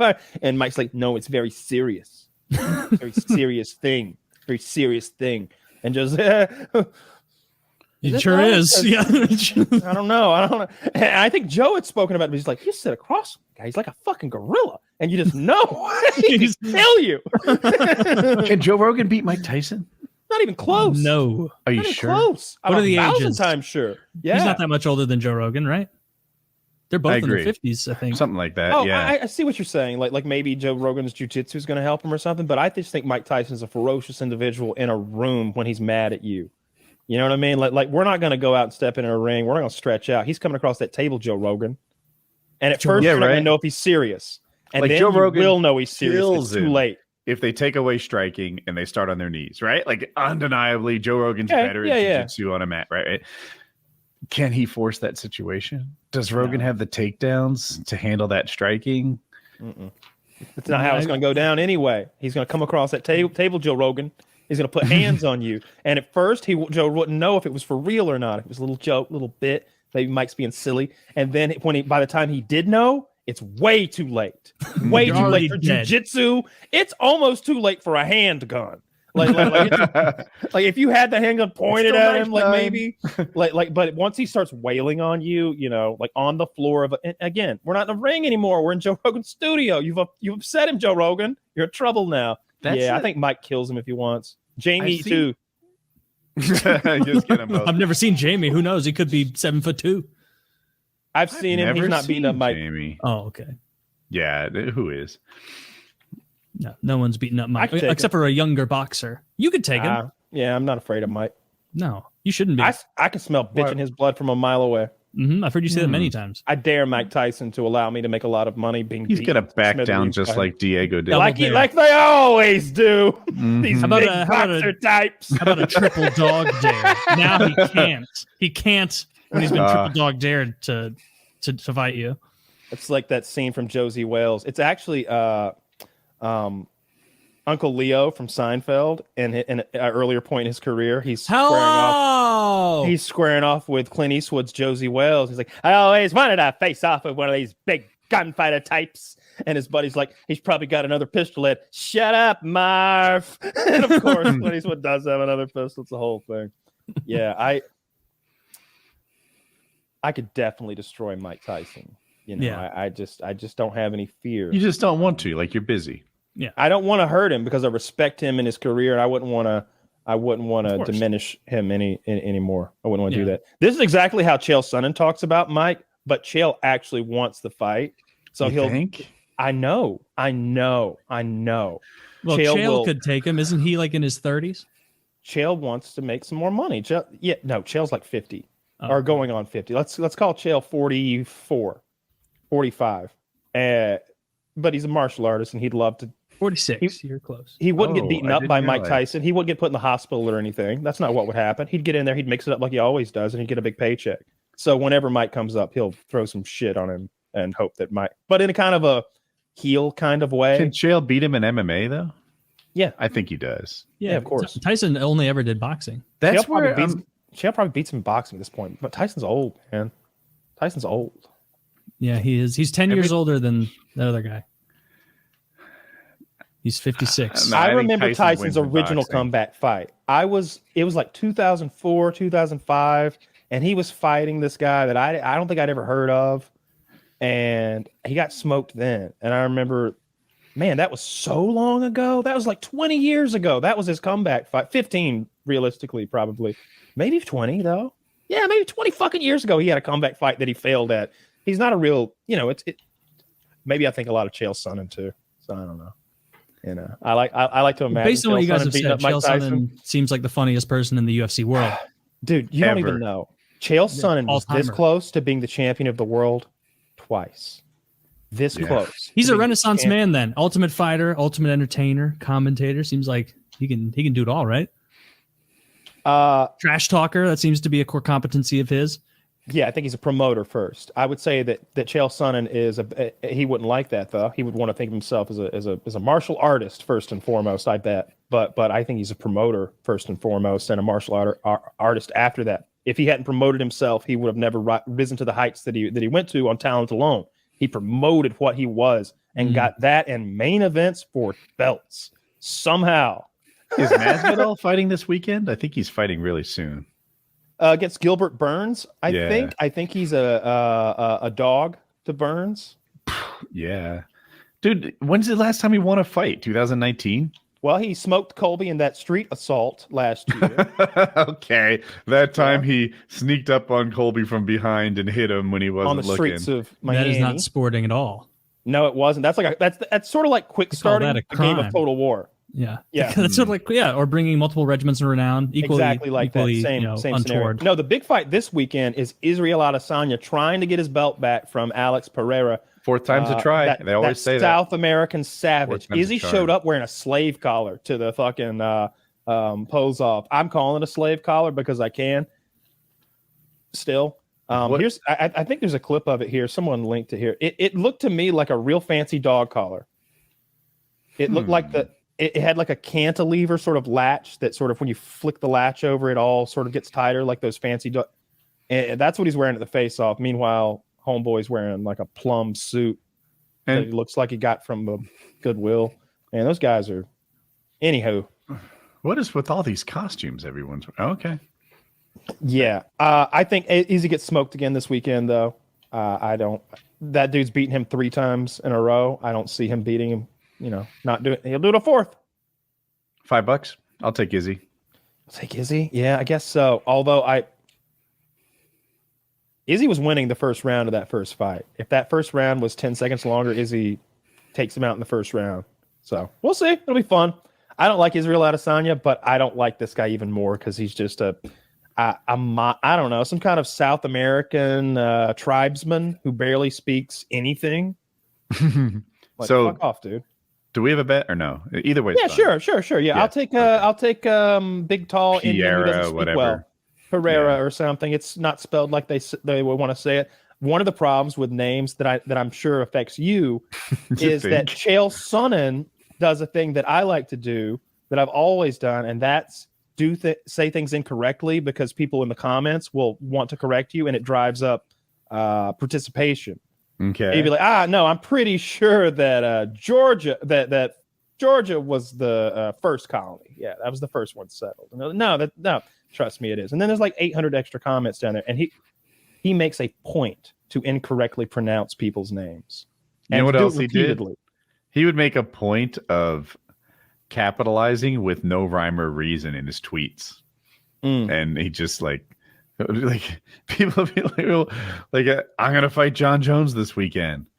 Why is weekend capitalized? Like, why did you do that in all caps? What did you hear? What he made for that fight? No. I think he said $8 million to fight John Jones. Is what he made. What he took home. Wonder if it's true. I don't think he'd lie. What? Chael Sonnen? I don't think he'd lie about that part of the business because someone could be like, "No, you didn't. Here, look." I feel like someone could do that to him. I don't know. He said he made $8 million. I'm in a position to believe him. I saw his house. It's very nice. Is it an $8 million nice house? Well, I doubt it. He didn't blow the whole check on the house. You know what's interesting? And again, you never know if Chael lies all the time. Everything he says is a lie. Probably. Maybe. Not everything. Like, it's hard. He lies so much. It is difficult to grab the kernels of truth that might be in there. And I lost. We were talking about fighter pay. Chael lies a lot. Yeah. Fuck. About his pay. Well, I don't watch his shit. He made $8 million. But he's an entertainer, right? I lost where I was headed on that. But I never know what to make of his stories and what's true and what's not true. You know, the thing he said where John Jones broke his record about most drugs found in a drug test. He didn't mean that literally, though. I think sometimes you might have a hard time telling when he's like joking and when he's not because he does it with a straight face. Everything is delivered the same way. He said it so many times. Yeah, but he doesn't mean it literally. It's kind of that's like what lying is. Well, I could see that being like. He also said that he saw the Nogueira brothers feeding a bus a carrot. But that was so outrageous. That was so outrageous. You weren't supposed to believe it. But whatever. John, I made $8 million in this fight. You're like, I don't know if that's true or not. Shit, I don't know. Half the stuff he says is untrue, and I don't know where the truth comes in and where it doesn't. The big news for the UFC is that they and the WWE are now under Endeavor's big old comfy umbrella. They're owned by the same parent company, and that is going to allow all sorts of intermixing. It's going to be fun. I love that has happened. I hope that we do see some intermixing. I hope that it means that people like Brock Lesnar can't like do that thing that he would always do when it's contract time and mess with the fucking like rankings and stuff and mess with the schedule. But that aside, I like some WWE pizzazz thrown on my real sports where they actually get in there and do it. Because how do you feel about freak fights? Don't go too far. I don't want to see anybody who's not medically fit to be in there, who's not competent. What if he's a YouTuber? What if who's the I don't want to see. We've had him on the show a couple times. He's a legit sort of MMA guy. He was in YouTube boxing, and he's a purple belt. Years ago, he was a purple belt. He's probably better, but that now. Overt Flow. That's what I'm going for. Okay. What if he's a black belt? Jesus. So he's a BJJ black belt now. He challenged me to roll with him. I was like, he's bigger, stronger, and more talented. What am I supposed to do with you? Yeah, get out of here. Well, no, I want my freak fights to be compelling. Like that's what the UFC does. Every fight they put on fun fights. So I don't want to see some no-name guy. No offense to Overt Flow, but you can't sell pay-per-views that Overt Flow. They get Logan Paul. He's a good wrestler. Well, that's a whole different fucking thing. Yeah. Logan Paul is its own thing. He's a Mount Rushmore of modern fighting and promotion kind of guy. Did you want to see him in the UFC, even though he's not as good as any of the UFC fighters? No. What about that wrestling champ? I can't do his. I don't know. Bo Nickel, who's in the UFC and like pro wrestling. He was. You know who I'm talking about? I don't see anybody from pro wrestling. Really? I thought you just said you did. You wanted to see Brock Lesnar? Yeah. I never liked Brock coming over. I didn't enjoy that. I remember when I can't remember who it was that he wrestle fucked and then like mangled their face I didn't like how he fucked up Mark Hunt on, like I didn't like any of that. Like you had some legitimate heavyweights that were as close to clean as modern athletes get, and then you had that big gorilla come over. You knew he failed his test, and you let him give people brain damage. No, I never liked that stuff. A freak fight to me sometimes you do. Yeah, I suppose. If it's John Jones. I'm just his guilty. Opponents know what they're getting into. They know John's on fucking drugs. As opposed to Brock Lesnar's opponents? Well, all right. So comparing the two is definitely potatoes and apples or something, right? Like Brock Lesnar is just freely injecting anabolics and getting enormous and huge, like to a crazy proportion. John Jones has never looked like some big anabolic monster. He's just been, to me, he's just a little bit stronger and quicker maybe than the average man. Than the average fighter. He never like overpowered anybody, like he's not stronger necessarily. He's just better. Chael Sonnen talks about when he fought him, and Chael's like, I'm juiced to the gills. I'm taking all these steroids, and I'm like, I'm going to go in there and I'm going to beat John Jones. And then he put his hands on me, and I was like, oh, I know your secret. You're juiced too. And he lost that fight badly. Yeah, freak fight to me would interest me to see a lady fight a man. That would interest me. But I almost don't want that to happen in my precious UFC octagon. I want there to almost be a separate class, like a minor leagues, where they do the freak fights. You know what I want? That they don't step on our mat. And how do you pronounce your girl's name? You like her a lot. I think she just lost her title. Valentina Shevchenko. Thank you. What if she's getting ready to do her walkout, and her opponent backs down, gets injured for whatever reason, isn't fighting? Yeah.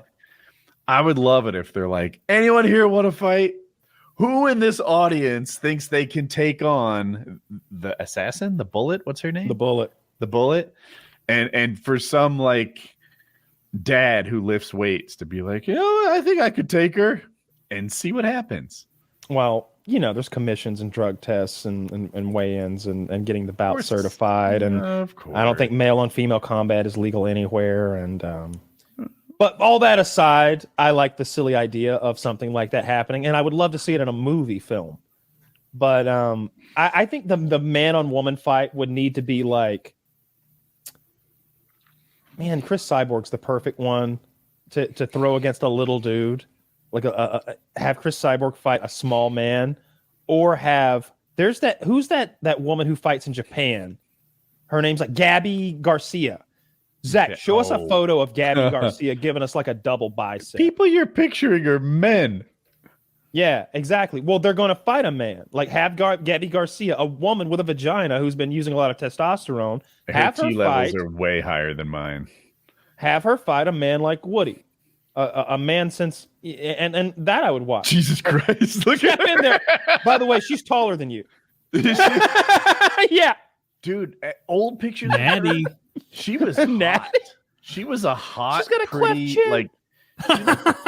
I remember her being like an Instagram hottie, like way back in the day. I don't know if I can find a picture. I might be exaggerating, but she was something you're right. else. She was hot. Yeah, her voice fucking, is deep. fucking Easter Island headed bitch. She's enormous. I have never seen a woman in my life with so much teeth. Triceps like that bitch has. They are insanity mode. It's got to be like an amount of tea that you could slosh in a cup. No, it's less than what I take. I bet it's less than what I take. There's no way. She's a woman. I promise you. I bet she's taking less than what I take. Really? I bet she's not taking like that? tremendously more. Yeah. It's fucking testosterone. It tells your body to make fucking muscles. It's What not else like is she on? fuel that we need like an ounce of a day or something. Are they allowed to in this Japanese league? Like they don't give a shit.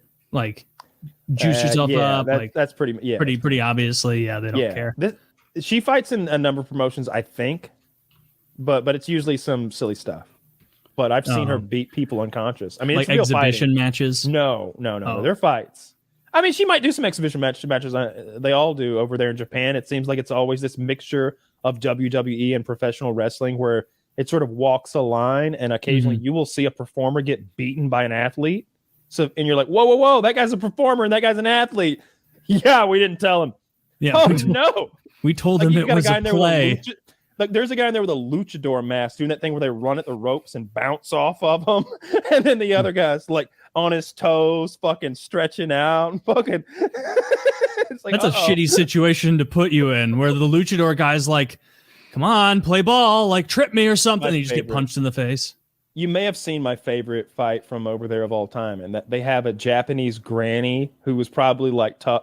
She was probably like famous on Japanese social media, had like 80 likes or something. She's like a 75-year-old grandma who like boxes, and they threw her in there against a good female boxer, and she just smokes her, holds nothing back, KOs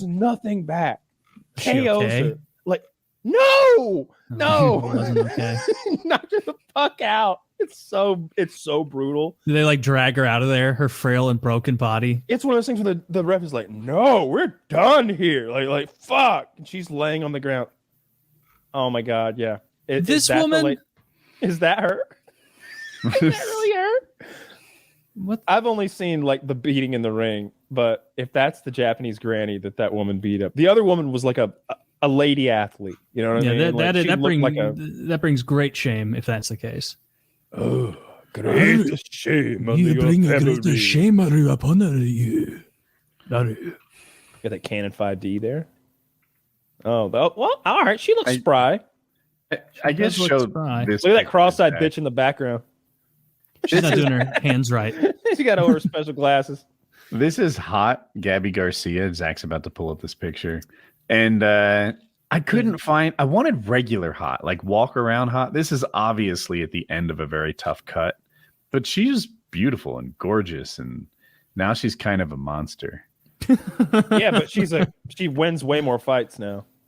She does. And she probably has more money because that's her job. I'd suck that big clit. What? Yeah, get down there. Get down Did you there. fight her? I gag on it. Oh, God damn, lady. Yeah, she's like Ma'am. with her deep voice. Ma'am, your clitoris. Yeah, you like that? Gag You on like that? You like that? You little bitch. Let me throat fuck you with my I'm gonna clitoris. throat fuck you with my fucking massive clit. Pull my newfound You couldn't foreskin stop back her. and suck me. You couldn't stop her. Yeah, You can't stop me. you've got to fake it. But I want Once- you to try. You better fake it on. You've got to fake it on the streets. You The ones gotta that don't fake it on fake the streets. The ones that don't fake it, they're the ones They're that the get ones it that the worst. The ones who don't fake, they're the ones who get it the worst. I was just watching this. What was the show Man that on the Kelsey outside. Grammer was in? Frasier. Frasier. Is that worth watching? Nope. No. No, if you want to watch an old show, you want to watch The West Wing. It is very good. West Wing is great. After Ghostbusters, West Wing. He'd never seen the movie Ghostbusters. I was like referencing my dog's fur last night, and I was like, you know that guy who steals the baby in Ghostbusters 2, he's got that curly. He's like, I've never seen Ghostbusters 1. That's actually a form of child abuse. And I hold your parents responsible. I've seen bits of it on TV, and I have it's one of those movies absolutely that like people have referenced, and I've just laughed along because I'm like, it's too late to say that I've never seen Ghostbusters. I don't think. Do you think it holds up, Ghostbusters?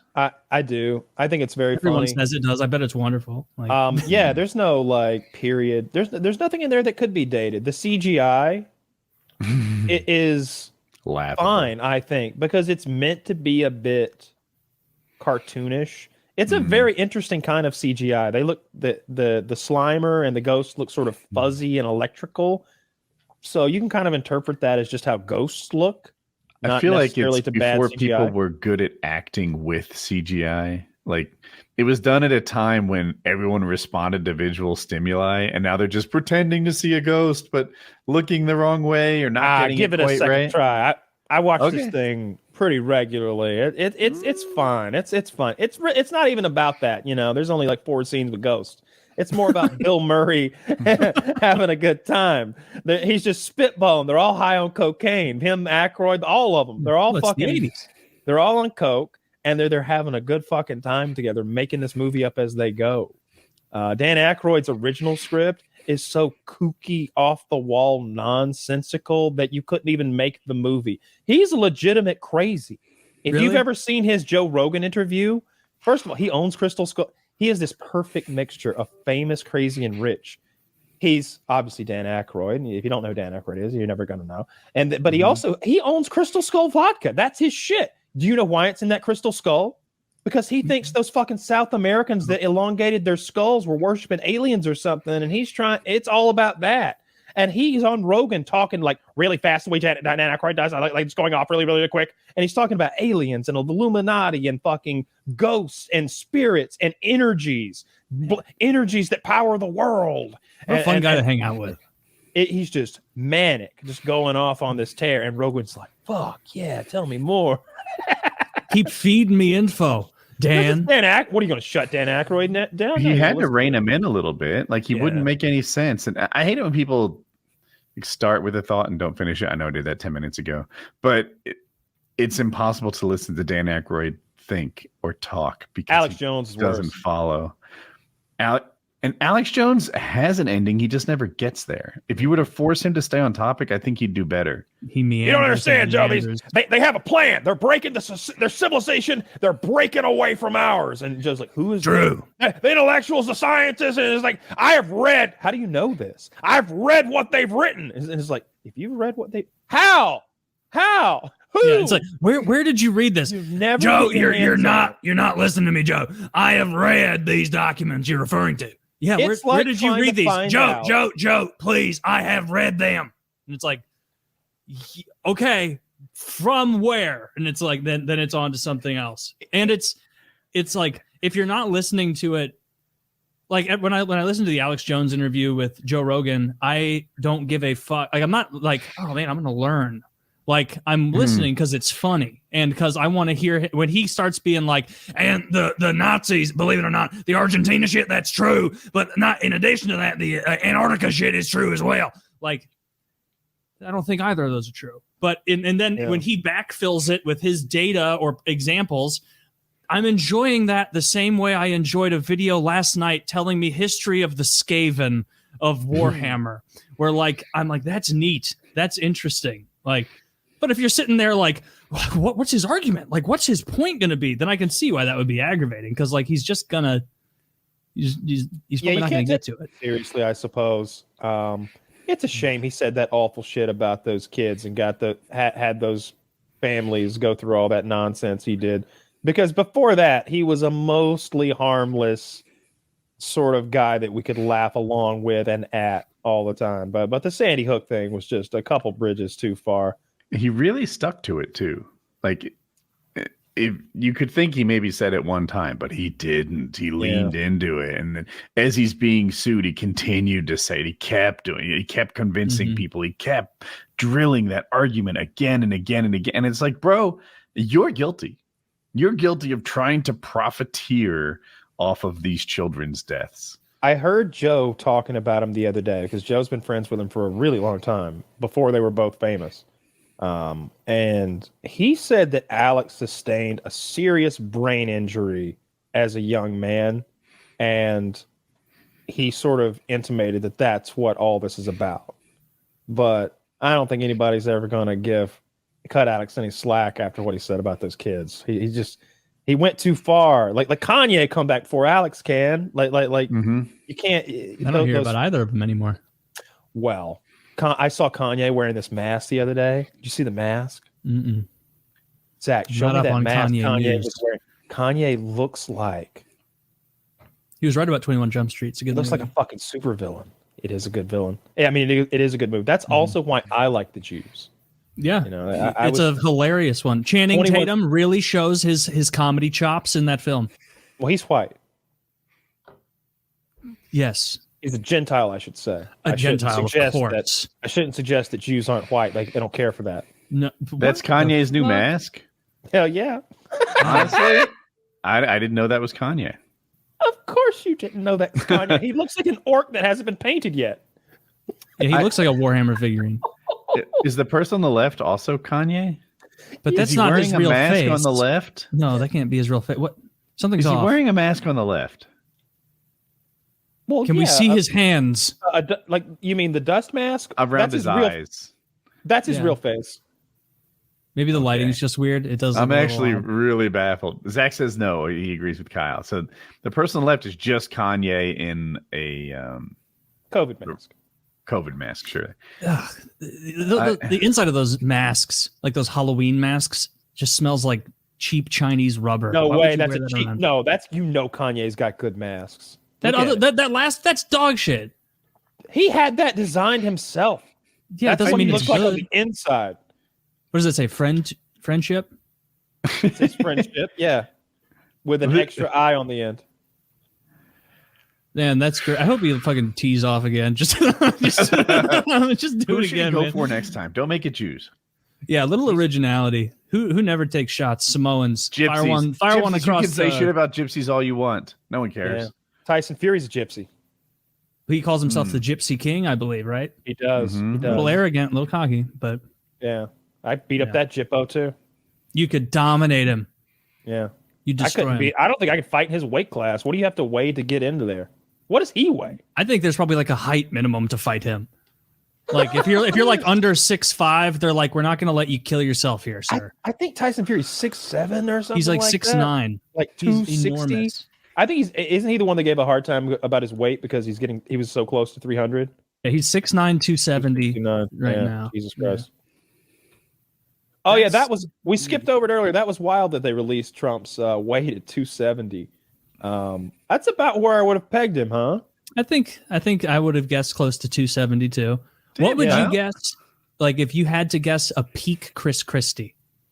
He's a tough body to guess because there's nothing but fat adipose tissue there, and that's not as dense. 330s. I bet he's definitely been in the 330s. Like I don't know. I've seen him like in person, and that is a big fucker. You've seen Chris Christie shorter in than person? Trump. I went to the rally with I was 40, 50 feet from him. I wasn't like shaking his hand or anything. He was up there on the stage. But 5'11"? Oh, dude, if he's 5'11" he's at shorter that than Trump. size, I bet he's closer to 400 than 300. He's just he was so bulbous. He had that like you could not figure out where his fupa. crotch was exactly. Mhm. Yeah. Just like a malformed belly. You're like, that, I like, think it's like underneath, like in there somewhere. he had like- one of like- those like fat people bellies where like, you know, when people get so fat that they just give up losing that lower belly and they just tuck that into their pants. Yeah. And then they have like a permanent deformation of fat cells because of a belt pressure. Like that seems like that level. The of military fat. guys do that a lot, I see. Yeah. No, not in the service, hoorah. Hey, like right in up shape. here. Right up here. You want it up high like a bra strap. Oh yeah. I mean, that's going to be a good part about getting old, wearing high pants. Yeah. Mm. I'm gonna put my fanny pack up there. That's what I was talking about. Do you have a fanny pack? I have one. I wear two. I didn't want one, but I turned 50 and they made me get one. I've got my main fanny pack, and then I got the decoy that I wear up front. Decoy fanny pack as you're being robbed. You're like angling your body to keep the real one away. Yeah. I got $20 and some snack crackers in the front one. Wait, is that the riches or the decoy? You crazy? Of course, that's the riches. And the decoy, I've just got a bunch of Q-tips that but I dropped them and they got stuff in the cotton. So you're Some loose change. None of it's silver, of course. Yeah. Now my gushers. Like, as he's I got- away. And there's a green very pennies. broken Nature's Valley granola bar. Yeah. Just- There's just- 3 They'll green never get all pennies the in there. crumbs. the functionality of fanny 80 packs quarter. is really great. They should come back. I think they are back to never left. everyone What who needs to come back? Yeah. And no joke, shoulder pads. Shoulder pads make you look good. They make men look good. They Sure. make women look good. Shoulder pads are boss. Just a I have real a Michael motorcycle Scott. jacket. Okay, with you some- went ahead and quoted Michael Scott. I was gonna. Wait, did he say that? Holy shit! It's literally a Michael Scott quote. you don't like a nice wide fin. Those shoulder pads are really boss, man. Michael says, "Remember when everybody's mad at him because he's the boss, and he's like, people used to say, boss, like about something that was good. It's like, those are some really boss shoulder pads, man. You know." Oh God, that's funny. That's so good. No, sure shoulder pads look good in everybody, and military uniforms are a perfect example. I think we should all have those shoulder pads like the military have with the little Tassels, things dangling off of the tassels. I like that look. Now this is just silly. I don't know what we're seeing here. He looks more like a turtle or a poorly circumcised penis. Mm-hmm. Yeah, he's safe though. He looked like he was really not enjoying what he was doing. He looked very, very hot, very sweaty. Yeah. Are you gonna play Warhammer after this night? Yeah, after I eat, I'm probably going to play. I'm going to run a few scenarios. Get my notebook out, jot down a few outcomes, and then collate that data, and then I'll probably get on and get real stoned and fight some lizards or something like that. Nice. I'm down to get high. We've talked a lot about like nerdy shit and like silliness this episode, and like largely like I really do enjoy when I see someone enjoying silly things. That's like, but it's not my silly thing, but they enjoy it the same way I enjoy my silly things. It's like a camaraderie of like, yeah, that guy with his fucking train shit. Like I got my stupid stuff too, like magic and like that. Like I get it. Fuck, where was I going with that? You like seeing people enjoying their weird hobbies. Oh, the nerdy shit. I'm so sorry. Yeah, I really did have a moment where I had to pause last night in like the middle of the second video. I was watching like the histories of the Skaven in Warhammer. Yeah. And I was like, like, man, I'm spending a lot of time learning about a fantasy world right now. And there was an urge to be like, oh, this is like really nerdy and embarrassing. And it's like, no, this is like, I'm really enjoying this. Let Like, me I'm tell you where I having a draw good the time. line, because I've been there. I really like learning the lore behind that stuff, and it's all made up, but it's quote unquote official because Games Workshop like says it is, or whoever that is that owns the company. Yeah. It's like, oh, this is the 10th edition. This is real. We say it is. I was watching a YouTuber who does his own fan fiction, and I was like, oh, but you're just making it up. It's You're all not- made up. That is not lost upon me. But his version of made up is more made up than their version. Mhm. Their made up version is the real version, and his made up version, it could be anything. Who's to say I like his when it can change so willy nilly without the whole corporation saying, yeah, that is how things are. Sure. So if I want Tolkien's Lord of the Rings, not Amazon's. Well, it's also he's some fly-by-night YouTuber. If I allow myself to let his version into me and let that be something I enjoy, invite him into your heart. Yeah, invite him into my heart. Mm-hmm. Yeah, and he turns on me. It's going to be such a loss. I might not recover from it. So I'll only delve into the official versions of nonsense, not the made-up versions of nonsense. Yeah. However, the guy I'm talking about literally has this thing about Cronan, the greatest of the orcs. And it's like a 5-hour story about this orc's life, and I think it's all made up by him. And I still like it. I don't know. I listen to it all, but yeah, I mean, that's creative. I feel very silly sometimes when I'm learning about the made up nonsense, but I don't know. I like the made up nonsense. All media is made up nonsense. It's a fantasy world, the same as Harry Potter, or Lord of the Rings, or all that. The one thing I did like with watching these videos though is like if I click on one of them.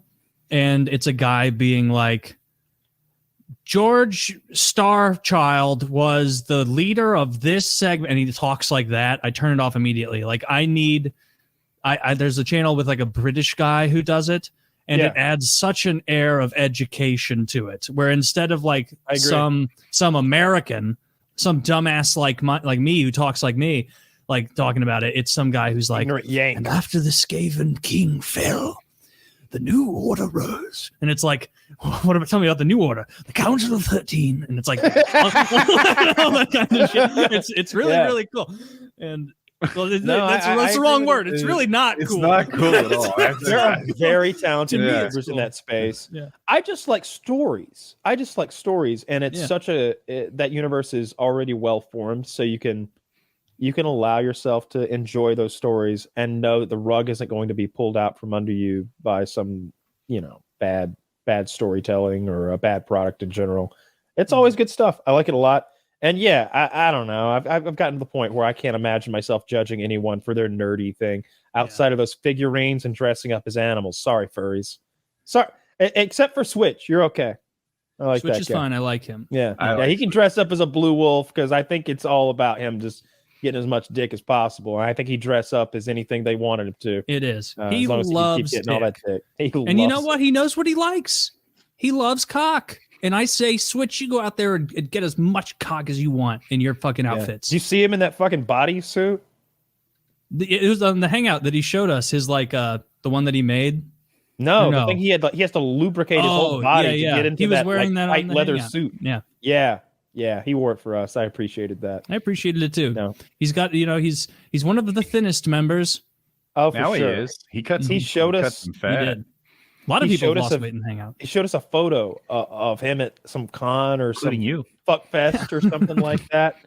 And for now, it's just a whole bunch of... Sorry, Kyle. I'm enjoying the one sentence conversation or the one word. No, I was just gonna say Fish showed us a picture of him and all of his cat friends, and they're all in a field somewhere, like holding each other by the leash and dressed up as blue and red and green animals. And it was just a real, you just wish napalm would just rain from the sky and purify that. Animal control. While Switch was inside using the bathroom, it probably takes him 45 minutes to get out of that leather suit. So while that's happening, napalm the rest of those degenerates because you know what they're up to when they're not in those suits. Stinking, smelling like absolute asshole in their fucking mascot suits. Like Uncle, what's his name? Their hygiene's on point. If I sat here in a mascot suit for 4 hours, it would be disgusting by the end. Maybe if I'm dancing around, mascot professionals. I think I value Woody's opinions about things, and I think about them sometimes after I hear them later on, and I make decisions sometimes based upon them because they're always so good. However, there's one thing that he says often, and it is just so against everything that I've experienced that I don't understand what enigma created this reality. Okay. That's whenever he talks about how good Wing smells in person. Yeah.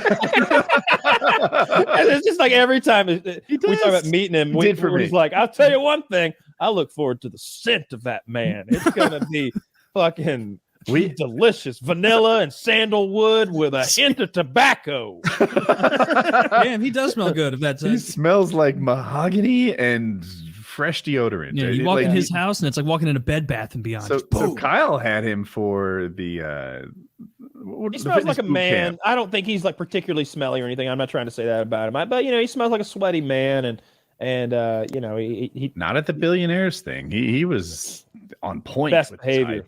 I linked a video in here. We probably shouldn't show Wings video, but it's just silly. I still say I've come full circle. I just want to say I don't think the fight is going to happen. That is. I don't know why I went out of focus when I said there we go. I don't think the fight is going to happen. That is my best guess based on all the information that I have. I don't really have any secret information no one else has, but it just seems like this shit ain't going to happen. And I told you the other day with like the idea of the whole tamale, that because that's what you got to buy. You're not just saying, hey, do you think Wings is going to box? Yeah, maybe. But you're asking, hey, do you think Wings and his family are going to get in a jet and fly to another country and he's going to take his shirt off and he's going to fight another man on pay-per-view? Nope. No fucking way all that shit happens. I believe that he'll say, like, some way along the way, we're going to stop. Like there's going to be, we're going to stop somewhere through that process of getting from signing a contract to throwing a punch. There's like 15 things that are going to stop him. What if Wings gets all the way to the locker room and then gets cold feet? Yeah. Do you know what kind of internet villain that would make him? I would have to walk into the ring at that stage just because I don't want to face the public backlash. But maybe you gotta go. Do it. You gotta go. That's it. You've signed that. I've told you about that nightmare I had where I'm being informed that I have agreed to a boxing match. It has been agreed upon on my behalf, and I have limited time to prepare for it. And the dread is that you've got to go. They're waiting on you. You can't not go. This isn't fucking. I mean, imagine at high school if Billy's gonna fight Jim outside the gym after school. If you don't show, you're the pussy forever. You got to show up. Take your beating. Zach reminded me of the survival trip. Somehow I wasn't thinking about it and equating it to this. Oh, but my God. Yeah, right. He spent weeks and months. Remember what a pussy? He called Lefty a pussy repeatedly. He called Lefty a pussy. I'm not a big Lefty supporter, but that was wrong. Lefty was upfront and honest. Hey, I'm a city boy from Chicago. I'm not going down there in those woods. Yeah. Or whatever Lefty sounds like. Wings was just, you're a pussy. This is it was going to prove what a man he was. He was like, he didn't play that well. Down here in the South, it's kind of how we do things. We're in the woods with our mud flaps, and man, maybe I talked some shit too, but I planned on going. There was never an idea of not going. We went. We did it without. We were silly thinking that our fire making skills perhaps were going to be clutch, or that maybe if we could tie a certain knot, it would make all the difference. I think I had those thoughts in my head on that first little trip. But yeah, getting back to the point of the he will just not show up. Man, that was an awkward conversation. I had this idea on the survival trip that like I would make the fire, and that would be like I'm actually good at that, and that would be my skill, and then someone else would find the food. This is a little bit like we're going on a long drive. You do the driving, I'll do the sleeping. We'll split those duties. It's like, no, Woody, what you're bringing to the table is not of equal value. This is a common thing. Anyone can start a fire and maintain it. Finding food turns out to be the impossible task. Yeah, it's really, really hard.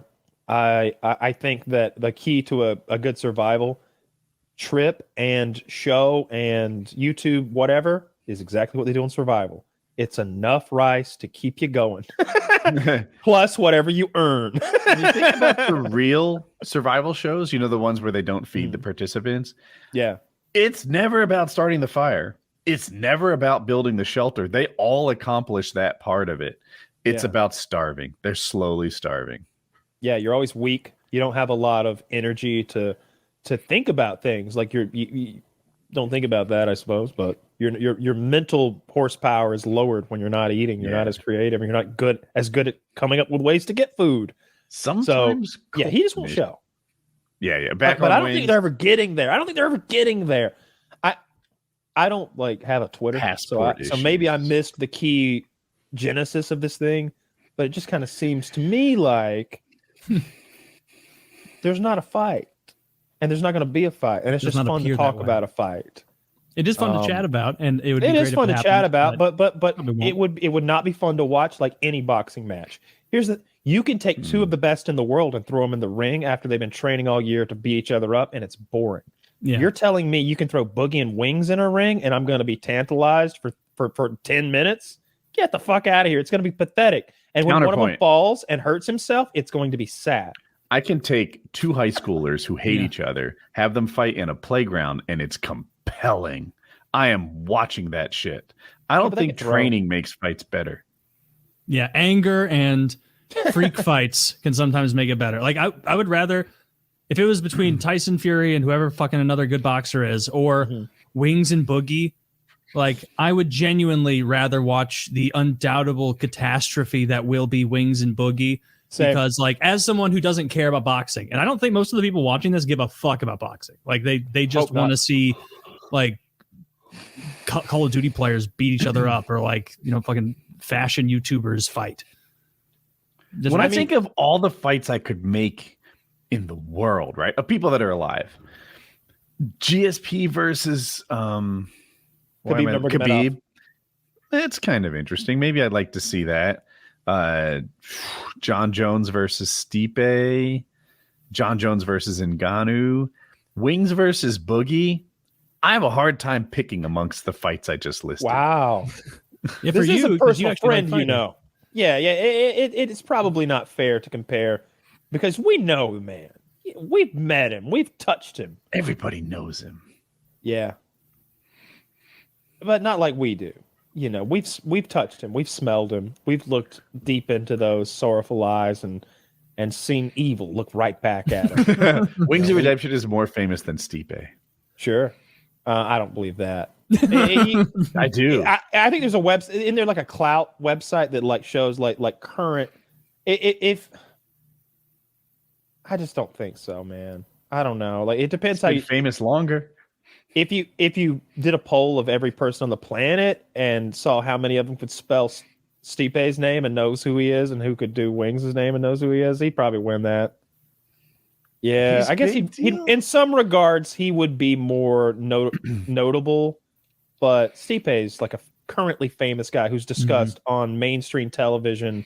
Yeah, he's way Every more week. famous than Wings. You know, like I feel like sometimes You may because be a right. person's I don't famous know. on YouTube, that fame gets like it's less prestigious. You know, It's if second-class 100 fame. million people watch this guy on YouTube, Mhm. then that's not as cool as someone like some fucking In a arrested movie. development. Wings is more famous than Stipe.